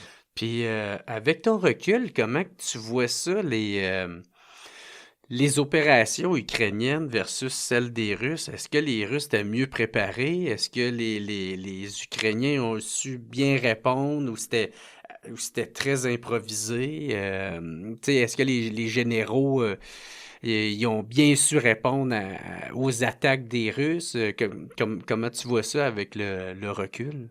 Ben, c'est pas mal un shit show des deux bords, là, je dirais. Là. Il n'y a pas vraiment... c'est pas parfait. On entend beaucoup d'histoires d'assaut, que c'est comme juste genre de la chair à canon, puis qu'ils savent déjà que c'est peine perdue, mais juste pour se faire un nom, ils vont quand même envoyer des soldats comme faire un assaut sur la position. Mais ça arrive des deux bords. C'est sûr qu'aujourd'hui, ça arrive moins, des affaires de même. Mais par contre, moi, c'est où que je travaillais, dans le fond, avec la Légion internationale, on avait des équipes d'assaut, eux qui s'occupaient de clairer, puis qui faisaient des assauts sur les positions russes. Puis, eux, ils faisaient un excellent travail, mais c'est plutôt comme les commandants en haut là, qui vont tous venir... qui vont tous venir chier les affaires, mettons. Ah ouais. Mais vraiment, mauvaise intelligence, là. Genre, ils disent, ouais, inquiétez-vous pas, là, il y a juste genre 4 Russes, là, mais finalement, t'arrives, là, pis c'est comme un bataillon complet, là, tu sais. Ouais, c'est ça. C'est mauvais souvent. renseignement. Ouais, c'est ça. Ça arrive souvent, là. Tu sais, ils font-tu exprès? Ça, on sait pas. C'était-tu vraiment comme une erreur, ils savaient pas, ou ben, ils vous ont dit d'y aller. Ils vous ont dit ça pour que vous y allez, tu sais. Ouais, pour imposer genre de la force ou montrer qu'ils sont encore là. Ouais. C'est ça, hein? Parce que c'est aussi une game d'image, là, ou d'information, ou de... Moi, j'imagine. OK, fait que ça s'est passé. Il y avait un peu d'incompétence des deux bords, tu trouves? Ouais, OK. 100%. Ouais. Mais tout, ça dépend, là, mettons, avec quelle unité que t'es, dans quel secteur, là, c'est vraiment... Mais de ce que j'ai pu constater. Avant qu'on passe avec un autre sujet, j'avais juste d'autres questions que je voulais te poser. Quand tu vis un peu l'horreur de la guerre de même, ça ressemble à quoi vos liens fraternels entre soldats? Tu sais, ça ressemble à quoi vos liens? Tu sais, parce que vous vivez autant l'horreur que vous vivez autant, j'imagine, les hauts de « Hey, on est encore en vie, esti, on est encore là, tu sais. » Fait que j'imagine qu'il va y avoir de l'humour qui est différent. C'est ça, vous partagez vos peurs. Ben c'est ça, c'est quoi ces liens-là que vous créez? Ouais, ben, les liens sont extrêmement forts, là, je dirais. Les liens qu'on se fait entre nous, puis tu sais, c'est sûr que pour vaincre le stress, on fait des jokes, on niaise ou des trucs comme ça, on s'entraide entre nous. Mais ce que j'ai remarqué, c'est dans les équipes de gens internationaux, mettons les Anglais, les Canadiens et tout, il y a beaucoup de roulement. Mettons, tu vas voir 2-3 qui sont blessés. Après ça, il y a des remplacements. Une personne s'en va. Donc, il y a beaucoup de roulement. Mais chaque personne que tu rencontres, même si tu n'as pas l'occasion de le connaître vraiment longtemps parce qu'il se fait blesser à la première mission ou whatever, ce que tu vis sous le moment avec ces gens-là, tu peux pas vivre ça comme avec n'importe qui. Tu peux pas vivre ça avec n'importe quel autre de tes amis ou whatever. Ouais. Fait que c'est vraiment fort, le lien, c'est vraiment spécial. Mais même si on se parle plus ou ben on se voit plus après quand la personne s'en va comme à l'hôpital ou retourne dans son pays, ben c'est sûr que on passe encore à l'autre. Puis on essaie de garder contact et tout, là. Une autre question que j'avais, c'est ça a été quoi les. Tu sais, à travers de toutes ces missions-là, ça a été quoi les défis que vous avez rencontrés le plus, tu sais? Ah, crément, c'est une bonne question. Les défis, man, ben, chaque mission, là, pas mal, là, c'est un défi, on va dire. Ouais. Là. Mais est-ce que les défis se ressemblent? Est-ce que vous manquez de ressources, vous manquez d'équipement, manquez de nourriture? Ouais, ben, c'est sûr que toutes ces affaires-là, ça va vraiment dépendre avec quelle unité que t'es, avec quelle équipe et tout. Mais pour vrai, de mon côté, tout s'est bien déroulé. La seule affaire, je dirais, comme défi, c'est vraiment le language barrier. Ah, Vu que nous, la barrière du langage, de ouais, la langue, là. ouais, mais c'est ça. Au début, j'étais comme plus dans des équipes juste d'anglophones et tout, fait que ça allait bien. Sur les radios, on communiquait en anglais avec le centre de commandement et tout. Mais après ça, j'ai été dans une équipe d'assaut, c'était des Biélorusses. On était une section d'anglophones, mais tu sais, quand même, toutes les communications, c'était tout en russe. Sur les radios et tout, c'était tout en russe. Fait que souvent, il y a des informations que tu sais pas tout ce qui se passe, tu sais. Mhm. Fait que ça, c'est quand même... ça a été quand même un challenge, là, surtout à certains points. Puis après ça, j'ai intégré comme une équipe de drones. Ben, c'est la dernière équipe que j'ai travaillé avec. Mais c'était des Ukrainiens. Comme tout le monde parle anglais, mais le langage qui se parlait entre eux, c'est comme tout le temps ukrainien. OK. Fait que ben moi, je comprends pas trop l'ukrainien. Mais c'est sûr que je comprends comme des trucs, je comprends des petits bouts. Mais généralement, j'étais souvent laissé, je savais pas ce qui se passait. Puis, Ah je ouais. faisais juste genre suivre. Là, puis là. Fait que t'es un peu à l'écart un peu.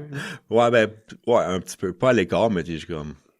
Ouais, j'aimerais ça savoir Ben, qu'est-ce qui se passe, ouais, là, tu te sens un peu third wheel, là, tu sais. Ouais, c'est ça. OK. Ben, c'est ça, là, vu que tu parles de drones, c'est intéressant parce que justement, cette guerre-là, c'est comme une nouvelle guerre, tu sais, parce que c'est plus une guerre conventionnelle, tu sais, de celui qui a le plus de matériel avec les équipements les plus sophistiqués puis tout ça, tu sais, là, on l'a vu, tu sais, ils sont capables, avec un drone d'à peine, je sais pas, 1000 piastres, patentés, sont capables d'aller éteindre des, je sais pas, des hélicoptères estimant à je sais pas combien de milliards, là, tu sais, là. Fait que, tu me parlais de ça, de cette nouvelle guerre-là avec des drones, puis ben c'est ça. Yes, ben, en fait, 2022, il y avait pas tant de drones. Il y avait quelques drones de reconnaissance comme des Mavic et tout. C'est juste pour voir ce qui se passait. 2023, ça s'en venait. Mais vraiment, là, 2024, 2025, là, ça a vraiment augmenté. Le drone, ben, dans le fond, tu as les drones de reconnaissance. Ça, c'est les Mavic. C'est juste pour regarder ce qui se passe sur le champ de bataille. Fait que des éclaireurs, genre. Ouais, c'est ça. Ben, comme l'image en temps réel est comme retransmise dans les centres de commandement. Donc, eux, ils ont comme genre 10 télés avec des feeds de drones qui montrent en temps réel là, ce qui se passe sur le champ de bataille comme tout le temps. Donc, il y a plein de drones tout le temps sur le champ de bataille. Mais ça, c'est juste les drones de reconnaissance. Là, maintenant, les drones FPV, là, First Person Views, c'est des drones, tu peux assembler ça. Ça coûte genre 400 piastres US.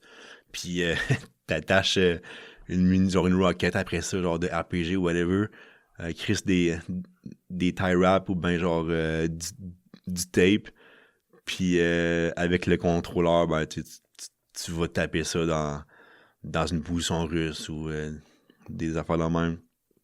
Mais les drones FPV, là, c'est vraiment rendu là, genre insane. Comme il y en a partout. Ça, c'est-tu autant du côté russe que du côté ukrainien? Ouais. Mais je dirais tout le côté russe en ont plus, là. Ah ouais, ils en ont plus. Ouais, puis, ben c'est sûr que là, il y a l'affaire EW, c'est comme la guerre, comme des ondes, là, admettons, là, tu peux jammer ça, là, les drones FPV et tout, mais là, ce qu'ils ont fait, c'est... Tu peux brouiller les zones avec un gun.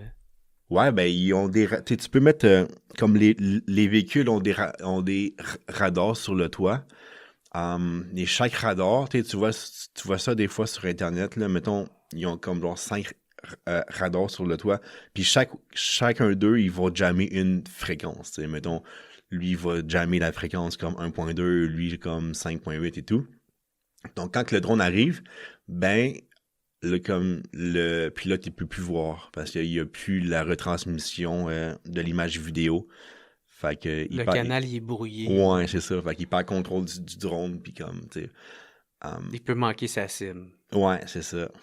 Mais l'affaire, c'est que maintenant, il y a les drones FPV avec fibre optique, que c'est comme un fil. Et là, l'information comme contrôle et vidéo se passe dans le fil. Fait que tant que tu coupes pas le fil, tu peux tout voir vraiment bien. Il y a plus comme... Tu peux plus jammer ça, là, vraiment. Okay. Fait que...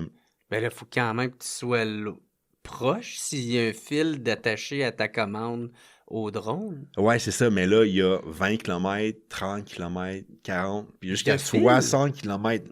Ah ouais? Man, c'est comme des grosses bonbonnes, là, remplies de fils, fibre optique. La batterie est comme ses côtés, puis la bombe est genre sur le dessus, là. Puis là, Chris, tu peux voler ça pendant genre jusqu'à 60 km des fois. OK. Ouais. Puis, et tout, genre... une sorte de drone, c'est comme les drones d'embuscade, là. Ils ont comme des pattes. Fait que là, eux, ils vont se poser sa route avec le fil qui est connecté comme au drone operator. Puis là, il y a quand même un Mavic dans les airs qui scanne pour voir s'il n'y aurait pas des targets. Puis aussitôt que le Mavic, il détecte une target, ça peut être comme un véhicule blindé ou bien comme une patrouille de Russes ou ben whatever. Ben là, le drone, il take off, puis il va frapper la cible. Ah ouais. Ouais, fait que, ben il y en a souvent comme des côtés russes et tout, de ces drones-là. C'est vraiment rendu fou la guerre, là. Okay. Surtout avec les drones, là. Y a-tu des drones intelligents? Ah, ben là, c'est comme autonome, là? Avec le AI et tout, là, mais là, ouais. ça se développe, là. Ben, personnellement, j'ai pas vu de mes yeux. OK, pas encore. Mais, je veux dire, ça se fait. Que, tu sais, mettons, tu fais juste toucher l'écran, mettons, puis là, le drone va aller taper de lui-même. Ah, c'est ça. Ouais, ça se fait. Mais moi, j'ai pas vu ça encore, là, sur le champ de bataille. Mais, man, c'est vraiment... Ben, ça fait c'est peur. Terrorisant. Ouais, ouais c'est ça. Exactement. C'est terrorisant. Ben, hein. Mais c'est fou à quel point ça évolue, la technologie. Là, ils sont déjà en train de tester même des robots, là, quasiment. Là. Toi, t'étais-tu là quand ils ont fait l'opération Spiderweb? Tu sais, où c'est qu'ils ont caché des drones dans des containers qui ont réussi à rentrer en Russie pour aller attaquer des bases de Russie. Hey, j'ai entendu parler de ça. Ben, moi, j'étais à l'hôpital. Là. OK. Ouais. Mais. OK. Ah, c'est quoi qui t'est arrivé, toi, à l'hôpital? Ah, c'est ça. J'ai été blessé été 2024. Qu'est-ce qui s'est passé? C'était quoi ta mission? Ouais. Dans ce temps-là, je travaillais dans une équipe d'assaut. Ben. Et cet été-là, tout l'été, nous autres, on avait comme une forêt. Là. C'était comme une grosse crise de forêt. Infesté de Russes. Mais c'était pas comme des tranchées, là. C'était plein de foxholes, là, qu'on dit, là. C'est comme des des trous, mettons, dans la terre, là, tu sais. Ah, ok, un peu Fait comme le Vietnam, là, si faisait ça. Les autres, ils se ben, cachent. pas des tunnels, genre, Ah, là, ok, mais ok. c'est comme un trou, là, mettons, là, puis là, comme, tu fais juste popper ta tête, puis tu, comme, t'observes un peu, mettons. Ok. C'était plein de Russes dans de forêt-là, puis on travaillait plein de différentes unités ensemble et tout. On s'alternait. Dans le fond, nous, on rentrait, on faisait comme 4 jours, on sortait, l'autre unité venait nous remplacer, tu sais. Puis tout l'été, on travaillait, puis comme on a pris vraiment beaucoup de terrain de cette façon-là. Comment que ça marchait, c'est que nous autres, on était à peu près, je pense qu'on était comme 24 là, dans notre peloton d'assaut. Il y avait 6 personnes que eux ils faisaient l'assaut, genre qu'ils s'approchaient des positions russes. Ils lançaient une grenade dans le trou, puis s'ils se rendaient, tant mieux. Sinon, comme ils tiraient, tu sais. Après ça, une fois que les positions russes ont été prises, il y a d'autres personnes qui arrivent par derrière et qu'on set up comme une ligne défensive parce qu'on veut pas que les Russes La reprennent. C'est là. ça. Fait que là, on arrive, on set up des positions défensives. Le monde qui font l'assaut comme ce retrait et après ça, le monde qui regarde ou bien qui défend, mettons, pendant toute la nuit, tu sais. Puis là, ils reprennent l'assaut le lendemain. Fait que, on faisait ça comme ça, jour par jour. Tout l'été, ça, ben, tu sais, à chaque mission, il y avait du monde qui se faisait blesser, des shrapnels, des balles, des concussions. Mais, tu sais, overall, ça allait très bien, tu sais. Puis moi, j'ai été blessé sur le dernier jour, la dernière mission. C'était une grosse opération dans cette forêt-là. Dans le fond, nous, notre but, c'est qu'on rentrait, on infiltrait. Et après ça, une autre équipe allait faire un assaut. Et nous, on défendait contre le côté gauche si les Russes voulaient venir défendre contre l'assaut qui était en train de se passer du côté droit. En tout cas, un esti de plan de fou. Mais finalement, on fait l'infiltration, mais là, on tombe sur genre du mortier, là, mais comme vraiment gros. Du gros mortier pendant tout le long parce que... Tu sais, le mortier, c'est le monde qui tire en loup. Avec le tube, là, ça fait genre... Tchou! Exactement, ouais. Fait que ça tombe de tout partout, man, puis les autres sont loin. Ouais, c'est ça. Ben, t'as deux grandeurs. T'as du 80-22 mm puis t'as du 120 mm. Puis eux sont...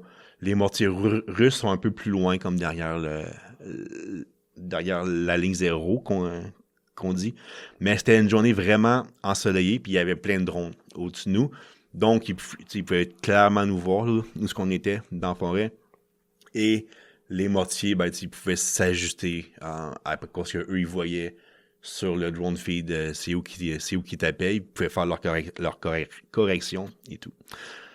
Mais finalement, ouais, on essaie de s'infiltrer, mais on tombe sous mortier. Donc là, la directive, c'est de trouver un foxhole et de se cacher en attendant que ça passe. Fait que là, on était des équipes de 3. Donc il y avait moi, mon commandant, et un autre, c'était un japonais.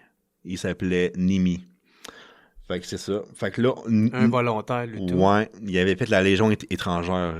Lui, il était vétéran de la Légion étrangère. Là, il était venu en Ukraine après. Fait que nous trois, on se ramasse dans le même foxhole. Tu sais? Et on attend que ça passe. Mais moi, j'étais comme couché comme sur le ventre, admettons. Puis j'avais comme la main de même. Là, comme je faisais ça de même. Puis finalement, il y a un mortier de 120 qui est venu. Il a tapé genre drette le coin là, ou de l'entrée de la tranchée. Puis ça a comme tout pété. Puis les trois, là, on était fuckés, là. Ben, le commandant, lui, il avait comme une conclusion, mais il était correct. Nimi, il était plein de sang et tout, mais, tu sais, il était pas si pire. Mais moi, j'étais vraiment le pire, en fait, là. Dans le fond, le shrapnel, il est arrivé. Puis, je sais pas si on peut voir ici. Oh shit, ok, ouais. C'était tout... Genre, tout ça, c'était tout sur l'os. Ah, ben ouais, check ton doigt, tabarnak. J'avais même pas vu ton doigt. J'ai perdu la moitié du petit doigt. Puis, ce doigt-là, il plie plus, genre. Mais il en manquait la moitié. Mais là, ils l'ont réparé en opération. Puis, genre, man, j'étais tout le bras Fait que ça, décollé. dans le fond, ben, là, je sais pas si ça te dérange. Non, là, non, il n'y a pas mais trop. fait qu'ici, c'est de la chair qui te manque là, sur ton bras. Là. Dans le fond, comment ils ont fait ça, c'est que pour Parce que, tu vois, que ça repousse, ben ça, c'est de la nouvelle chair, en fait. OK. Pour que ça repousse, ils m'ont cousu mon bras sur le ventre. Fait que j'avais le bras comme ça, genre stitché à mon ventre pendant genre 1 mois. Le temps que ça repousse, là. Puis là, ça a genre repoussé la chair. Ah. C'est fou. Puis ça, c'est genre de la nouvelle peau, là. Ben ouais, Comme parce de que la dans peau le de fond, bébé, là. ton tatou, Mais c'est j'imagine, ça. il continuait là, Ouais, avant. Là. ben ouais, man. T'avais ton tatou, fait que ça, c'est Ouais. carrément de la peau qu'on... De la nouvelle peau. Man. Mais au début, genre, ils voulaient m'amputer le bras parce qu'ils savaient pas trop quoi faire. Mais finalement, Chris, t'es chanceux, man. j'ai été chanceux. Mais juste ce moment-là, ben, tout le long, j'ai été chanceux. La seule affaire, c'est que, ben, tu sais, on s'est fait taper. Là, moi, je pouvais pas vraiment bouger. Ben, tu sais, je pouvais bouger, mais comme pas tant. Ils m'ont mis un tourniquet. Puis, c'est ça, là, ils ont appelé l'évacuation médicale.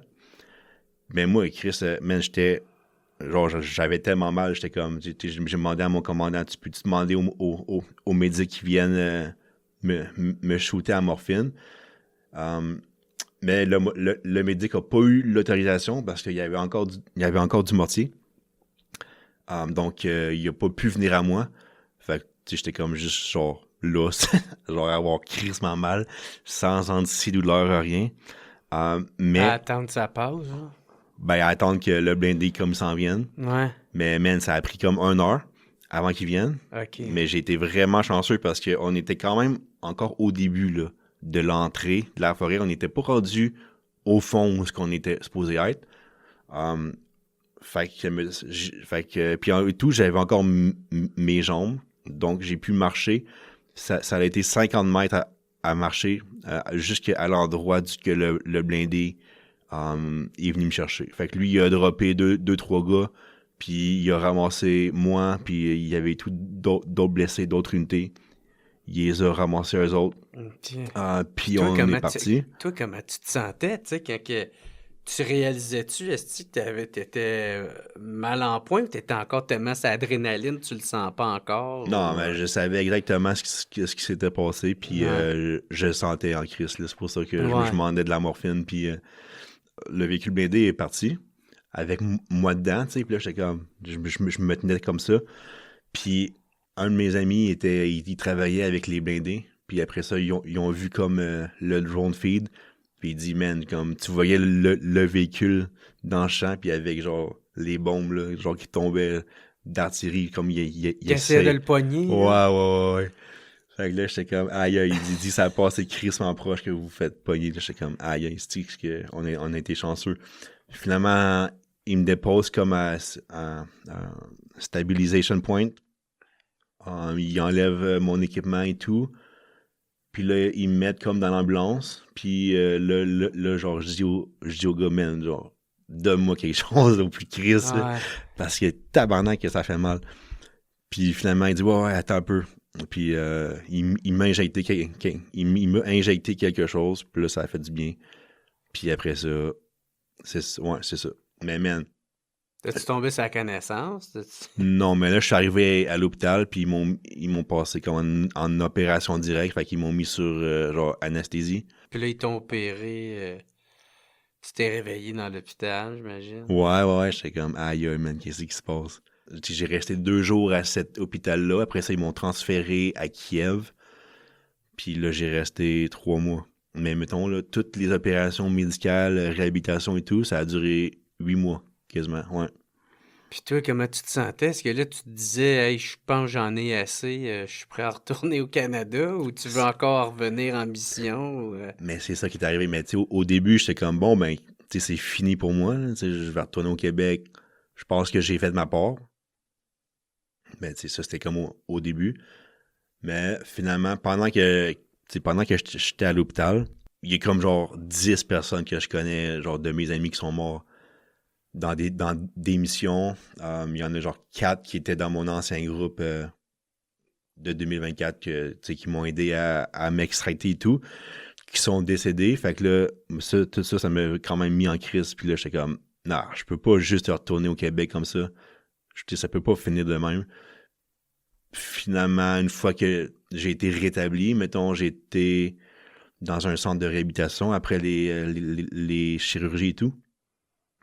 J'ai été clear out du centre de réhabilitation le jeudi, genre, c'était comme en mai, là. Puis j'ai été clear out. Puis le jeudi, puis le samedi, j'étais retourné dans une équipe. Un de mes amis était rendu commandant d'une équipe de drones. Un Ukrainien-Canadien québécois en plus. Donc, aussitôt qu'ils m'ont donné le green light, je suis retourné. Mais à cause de ma main, mon bras et tout, j'étais plus fit pour faire infanterie. Je pouvais plus aller sur des assauts et tout. Donc, drone, c'est parfait. C'était parfait pour moi, là. Je pouvais continuer à faire le travail que je voulais, mais en tant que drone. Puis, un opérateur de drone? C'est ça, ouais. Okay. Puis, tu fais du dommage en Montésie en tant qu'opérateur de drone. Là. Ouais. C'est Même vraiment si tu nice. manques un bout de main, puis t'as un bras. Ouais, j'étais 100% rétabli. Ben là, aujourd'hui, je dirais peut-être même 90%. Je peux plus faire de push-up ou de pull-up. Et je peux juste comme soulever.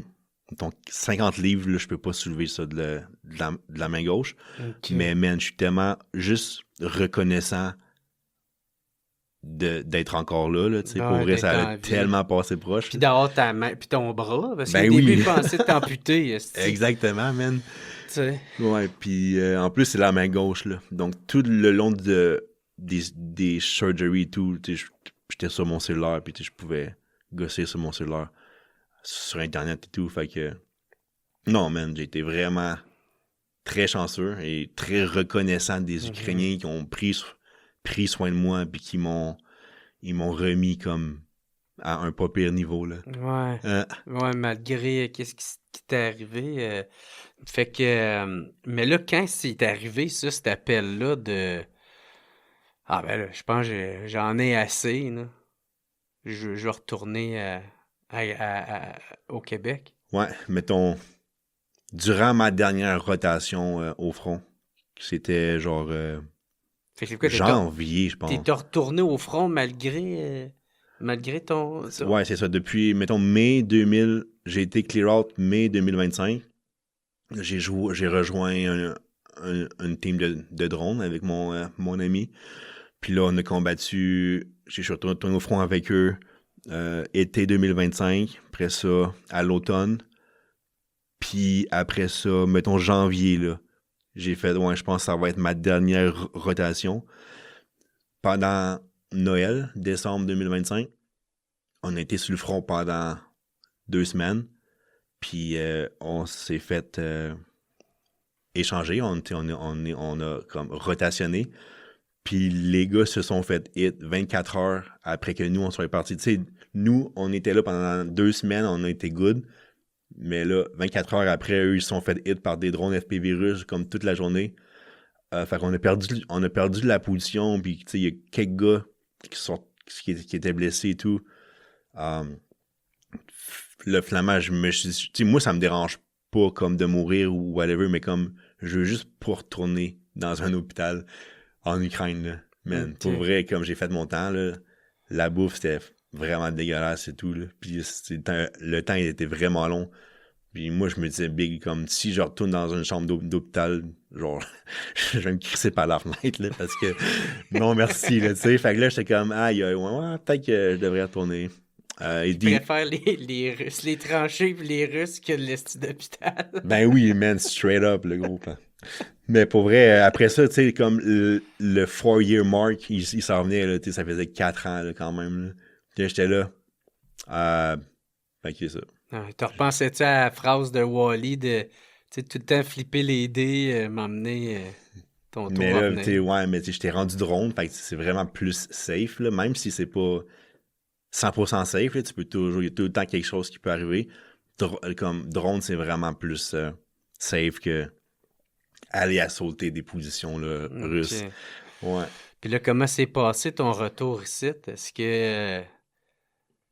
non, comment tu te sens de passer de, je suis au front, en Ukraine, ça pète tout partout, puis là, tu t'es revenu à la vie civile au Québec, bien tranquille. Ouais, mais pendant longtemps, je voulais pas revenir parce que comme ça me faisait peur, tu sais, genre, je l'ai vécu en 2022, revenir au Québec, tu sais, puis je savais à quel point que ça l'avait mal été, mais là, tu sais, je bois plus, je suis rendu comme 100% sobre et tout, donc peut-être que ça va être différent cette fois-là, mais pendant longtemps, j'ai repoussé mon retour, tu sais, mais ça, comme, tu sais, ça se fait vraiment bien, pour vrai.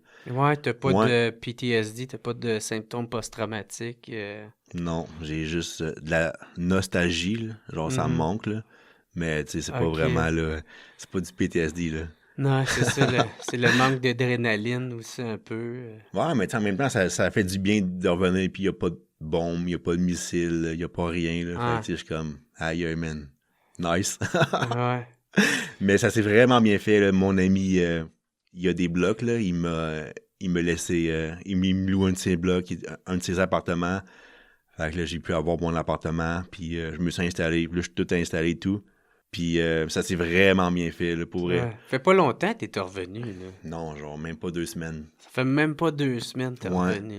Puis, est-ce qu'il y a une différence entre le Francis de avant y avoir été à la guerre en Ukraine, puis le Francis d'aujourd'hui, autre que physiquement? Là? Ouais, pour vrai. Mais comme en mieux, tu sais, avant d'aller en Ukraine, le gros, tu sais, j'étais alcoolique, là, j'avais des problèmes de consommation et tout. Là, je suis rendu comme 100% sobre. Tu sais, je me sentais pogné dans ce monde d'alcoolisme-là, puis j'étais pas capable de m'en sortir. Là, je suis libéré, là. C'est vraiment nice, je trouve. Il y a ça. Il y a aussi l'aspect guerre, là, tu sais, je veux dire, c'est sûr que ça sera pas facile comme m'adapter un peu à la vie normale. Mais s'il y a quelque chose, je vais aller consulter. Là, j'ai pas peur d'aller demander de l'aide. Là, si jamais il y a... De mettre un genou à terre, ouais, si jamais. Ça. Parce que c'est sûr que ça va arriver un jour ou l'autre, là, j'imagine. Ou je peux... en tout cas, c'est ça que je expecte que ça va arriver peut-être. Mais si ça a arrivé, ça me dérange pas d'aller consulter, chercher de l'aide et tout. Mais ouais, mais tout. Tu sais, genre juste parler avec mes amis qui sont là-bas encore. Parler avec Wally et tout.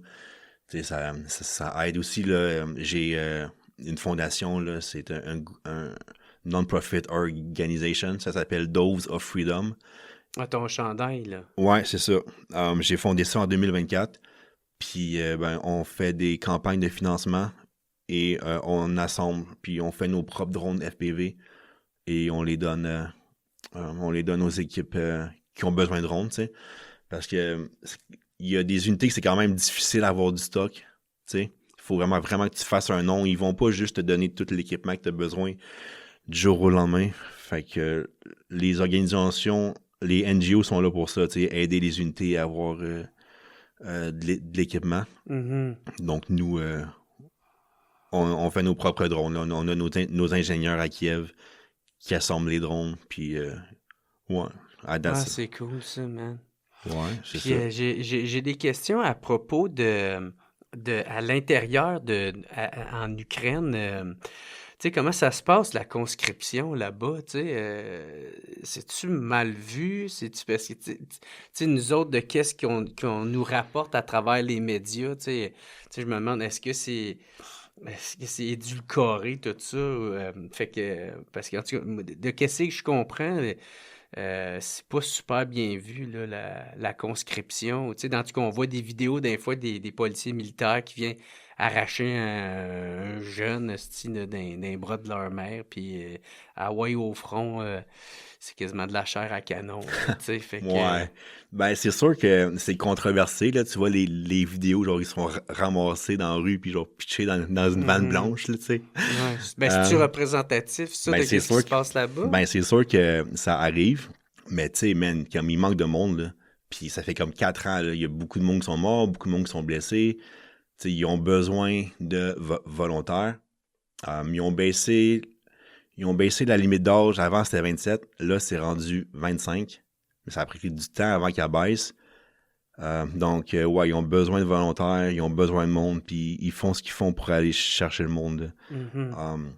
Mais, ouais, tu sais, moi, je crois que si t'es un homme, tu dois aller te battre pour ton pays. Moi, je trouve que c'est comme normal. Il y a beaucoup d'Ukrainiens qui sont sauvés ou qui se cachent. Qui se cachent dans leur appartement, comme les hommes, ils sortent plus, mettons. Comme leur femme, elle va faire l'épicerie, puis le gars, il sort plus, des affaires là même. Non, moi, je trouve que la conscription, si c'est pour ramener comme des volontaires, puis si c'est pour ramener du monde, t'as pas le choix. Parce que là, au début de la guerre, tout le monde voulait participer. Il y a les volontaires qui sont allés par eux-mêmes et tout. Mais là ce monde-là sont morts, sont blessés et tout. Mais ça prend un roulement quand même. Là. Okay. Il y a vraiment un gros manque de personnel. Fait que personnellement, moi, je trouve que c'est une bonne idée de faire ça. Okay. Mais là, récemment, ils ont ouvert la frontière aux 18-22 ans. Ils sont comme toutes parties, là, quasiment. Okay. Fait que c'est ça. Les hommes qui restent en Ukraine, malheureusement, à un moment donné, le tour, il va venir, qu'ils vont recevoir une lettre de conscription. Là. Ouais. Parce que... Mais c'est plate, mais c'est juste les Ukrainiens qui peuvent combattre dans cette guerre-là. NATO, ils vont pas envoyer personne. Ouais. Ou les volontaires comme toi. Là. Ouais, mais on est vraiment un faible pourcentage quand même. Là. Comment qu'il est vu Zelensky en Ukraine? T'sais, est-ce qu'il y a encore la légitimité? Comment qu'il est vu? Es-tu vu comme un sauveur? Comment qu'il est perçu en ce moment? Ben, c'est vraiment 50-50. Il y a du monde qui sont vraiment go, Zelensky et tout, c'est un bon président. Il y a du monde qui sont pas contents à cause de certaines choses, corruption, ces trucs-là. Donc, moi, ce que j'ai observé, c'est vraiment comme 50-50 rendu, ouais. Puis les troupes, ils pensent-tu à ça? Ils sont comme, dude, tu sais, moi, j'ai des missions à aller faire, je suis pas, j'ai pas d'opinion politique ou... Ben, ouais, je veux dire, c'est sûr qu'ils en parlent entre eux autres, j'imagine. Mais, ouais, tu sais, on focus sur la mission en premier, puis on fait juste espérer que ça va se terminer. Mais, tu sais, beaucoup de parler comme des trucs de paix, des accords de paix. Ouais, comment c'est vu, ça? De ce que je vois, les Ukrainiens, ils veulent pas donner de terrain. Ils veulent pas accepter... de perdre 20% de leur terrain. Ouais, c'est ça. Comme ils sont pas mal tous en désaccord avec céder du terrain aux Russes. Fait qu'ils préfèrent continuer la guerre? De ce que j'ai vu, ouais. Ben, ouais. C'était le cas dans mon unité, mais c'est sûr que ça peut être différent comme dans d'autres places. Ben oui, ben c'est ça. Toi, t'es pas un représentant non plus, là, tu sais. Moi, c'est ça que je te demande de me donner tes perceptions de qu'est-ce que tu crois être. Là, ouais, OK. 100%. Ouais. OK. Parce que c'est ça aussi, parce que ça fait un gros débat, ça, quand même en Occident, là, de est-ce qu'on continue de les aider à continuer la guerre, puis qu'il y ait encore plus de morts, puis tout ça, même si les deux, s'il n'y a plus rien qui avance ben, c'est pas mal, en tout cas, de ce que je comprends. Ah ouais. Tu sais, ça avance pas tant que ça, puis c'est que du monde qui font que crever, puis ça continue de même, tu sais, parce que les deux, ben, sont comme entêtés à vouloir continuer, autant les Russes que l'Ukraine. Ouais, ben c'est tellement stupide, là, pour les êtres humains qui s'entretuent entre eux. Mais le problème, il y a trop de monde qui font de l'argent dans cette guerre-là, tu sais, ou sinon, sûrement que ça serait comme... sûrement qu'ils pousseraient plus pour l'arrêter, genre, j'ose espérer. Mais, ils parlent d'accord de paix une fois de temps en temps. Ah, finalement, ça n'a pas marché. Là, t'entends plus rien pendant genre une couple de mois. OK, mais man, parce que là, ça fait 4 ans, là, tu sais. Hey, 4 ans, t'imagines-tu, man? Ben, c'est ça. Puis, tu sais, Donald Trump, il disait que quand elle est arrivée, ça allait prendre 24 heures que la guerre aurait arrêté. Ouais. Ouais, de ce que j'ai vu, les amis, les Ukrainiens sont pas très pro-Trump, là. Ouais, puis ça, certainement plus maintenant. Non. J'imagine. C'est ça. Ouais. Fait que là, en ce moment, comment que ça va? C'est quoi la situation en Ukraine? Là? Comment que ça se passe? Est-ce que c'est qu'est-ce que j'ai dit, justement, que, tu sais, il n'y a plus d'avancement? Moi, c'est ça, je vais te laisser répondre. De ce que j'ai vu, je suis sorti du front, mettons, fin janvier, début février. Puis nous, dans ce temps-là, on était au sud. On était à Zaporizhzhia. Puis nous, on perdait du terrain, là. Puis des grosses batailles, là. Il y a une ville, ça s'appelle Stepnohirsk, là. Puis des gros combats dans cette ville-là. Puis les villes... les Russes, ils prennent du terrain dans cette partie du front-là où que j'étais. Mhm. Ouais. OK. Et ça a l'air aussi à ça, comme ailleurs. En général, overall, les Russes, ils prennent du terrain, là, petit à petit. Qu'est-ce qu'on peut souhaiter à l'Ukraine, puis peut-être souhaiter aux personnes à l'étranger qui comprennent mieux c'est quoi, qu'est-ce qui se passe en Ukraine? Mais ça va être dur de comprendre ce qui se passe si t'es pas là ou, mettons, tu l'as jamais vécu. Je leur souhaite aux étrangers, je leur souhaite juste de genre jamais vivre ça. J'espère qu'il y aura juste comme pas de troisième guerre mondiale, là, mais on va voir. Pour ce qui est de l'Ukraine, man, genre, j'espère tellement que la guerre elle va arriver à sa fin cette année, crime, ou l'année prochaine, mais le plus vite possible. Mm-hmm. Mais les demandes des Russes sont trop élevées. Ils veulent trop de terrain. Ouais, ils savent qu'ils ont le gros bout du bâton pour l'instant. Ouais, c'est ça. Ça va être vraiment aux Ukrainiens de faire... de prendre une décision, en tout cas, de ce que je pense. Mm-hmm. Prendre une décision de comme le terrain qu'ils vont être prêts à donner à la Russie, tu sais. Mais moi, qu'est-ce que j'ai entendu, puis je m'excuse de te couper, là, mais c'est que, tu sais, il y aurait bien beau avoir la paix demain, là, tu sais, mais ça serait une question de temps avant que ça leur commence, parce que c'est de quoi que les Ukrainiens, ils vont avoir de la misère à garder en dedans d'eux, là, tu sais, que tôt ou tard, tu sais, peut-être des années après, ça va repéter pour que, je sais pas, soit qu'ils aillent rechercher leur bout de terrain, ou soit en tout cas, que la guerre elle repogne, là, tu sais, parce que là, il y a une grosse haine envers les Russes, là, tu sais. Ben, exactement. Tu sais, c'est sûr que s'il y a une paix, ben, ça s'arrêtera pas là. Les Russes, ils vont recommencer jusqu'à temps qu'ils aient ce qu'ils veulent. Mm-hmm. Tu sais, c'est pour ça que moi, je suis un grand...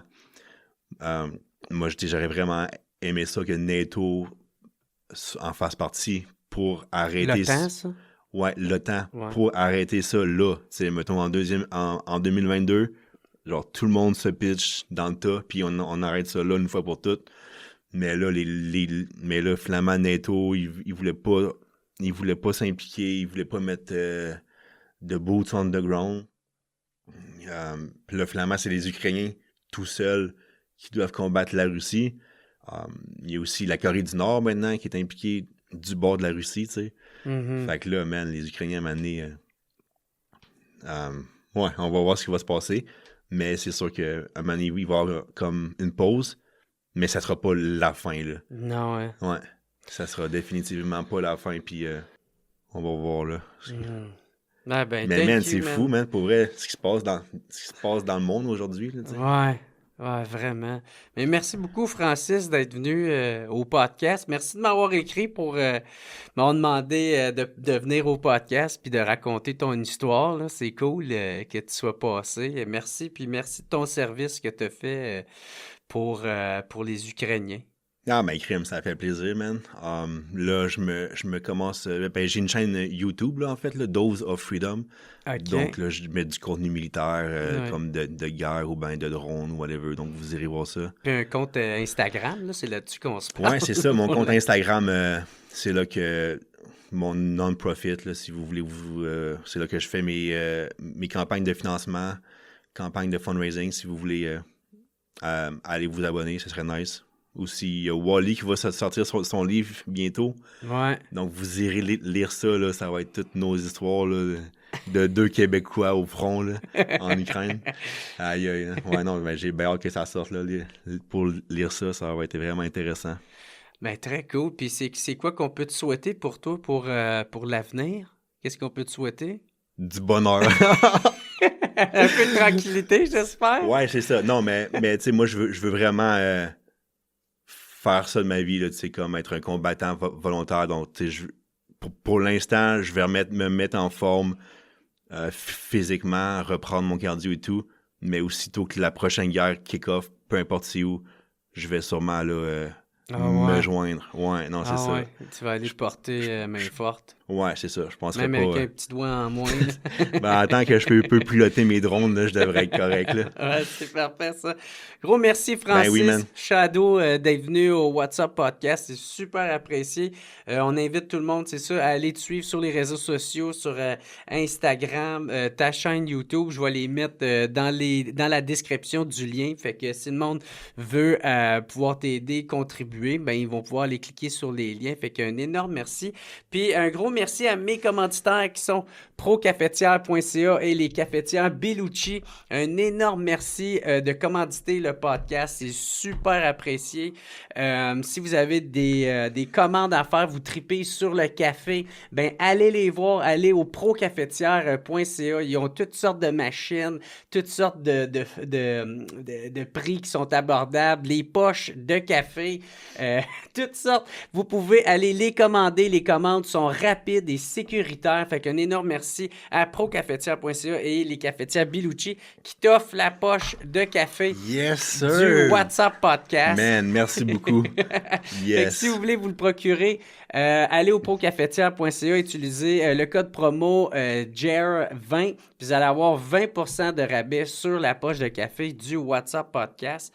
Puis, ben c'est ça, je dois dire aussi un gros merci à mes abonnés. Hein. Si vous aimez le podcast, ben, je vous encourage à partager le podcast, c'est super apprécié. Puis aussi, si vous voulez m'encourager puis continuer à financer ce beau projet-là, ben vous pouvez vous abonner au Patreon, au patreon.com/whatsappodcast. Il y a plein de forfaits. Il y en a à 3-4 piastres. Puis ça vous permet en plus d'écouter tous les podcasts d'avance puis sans publicité.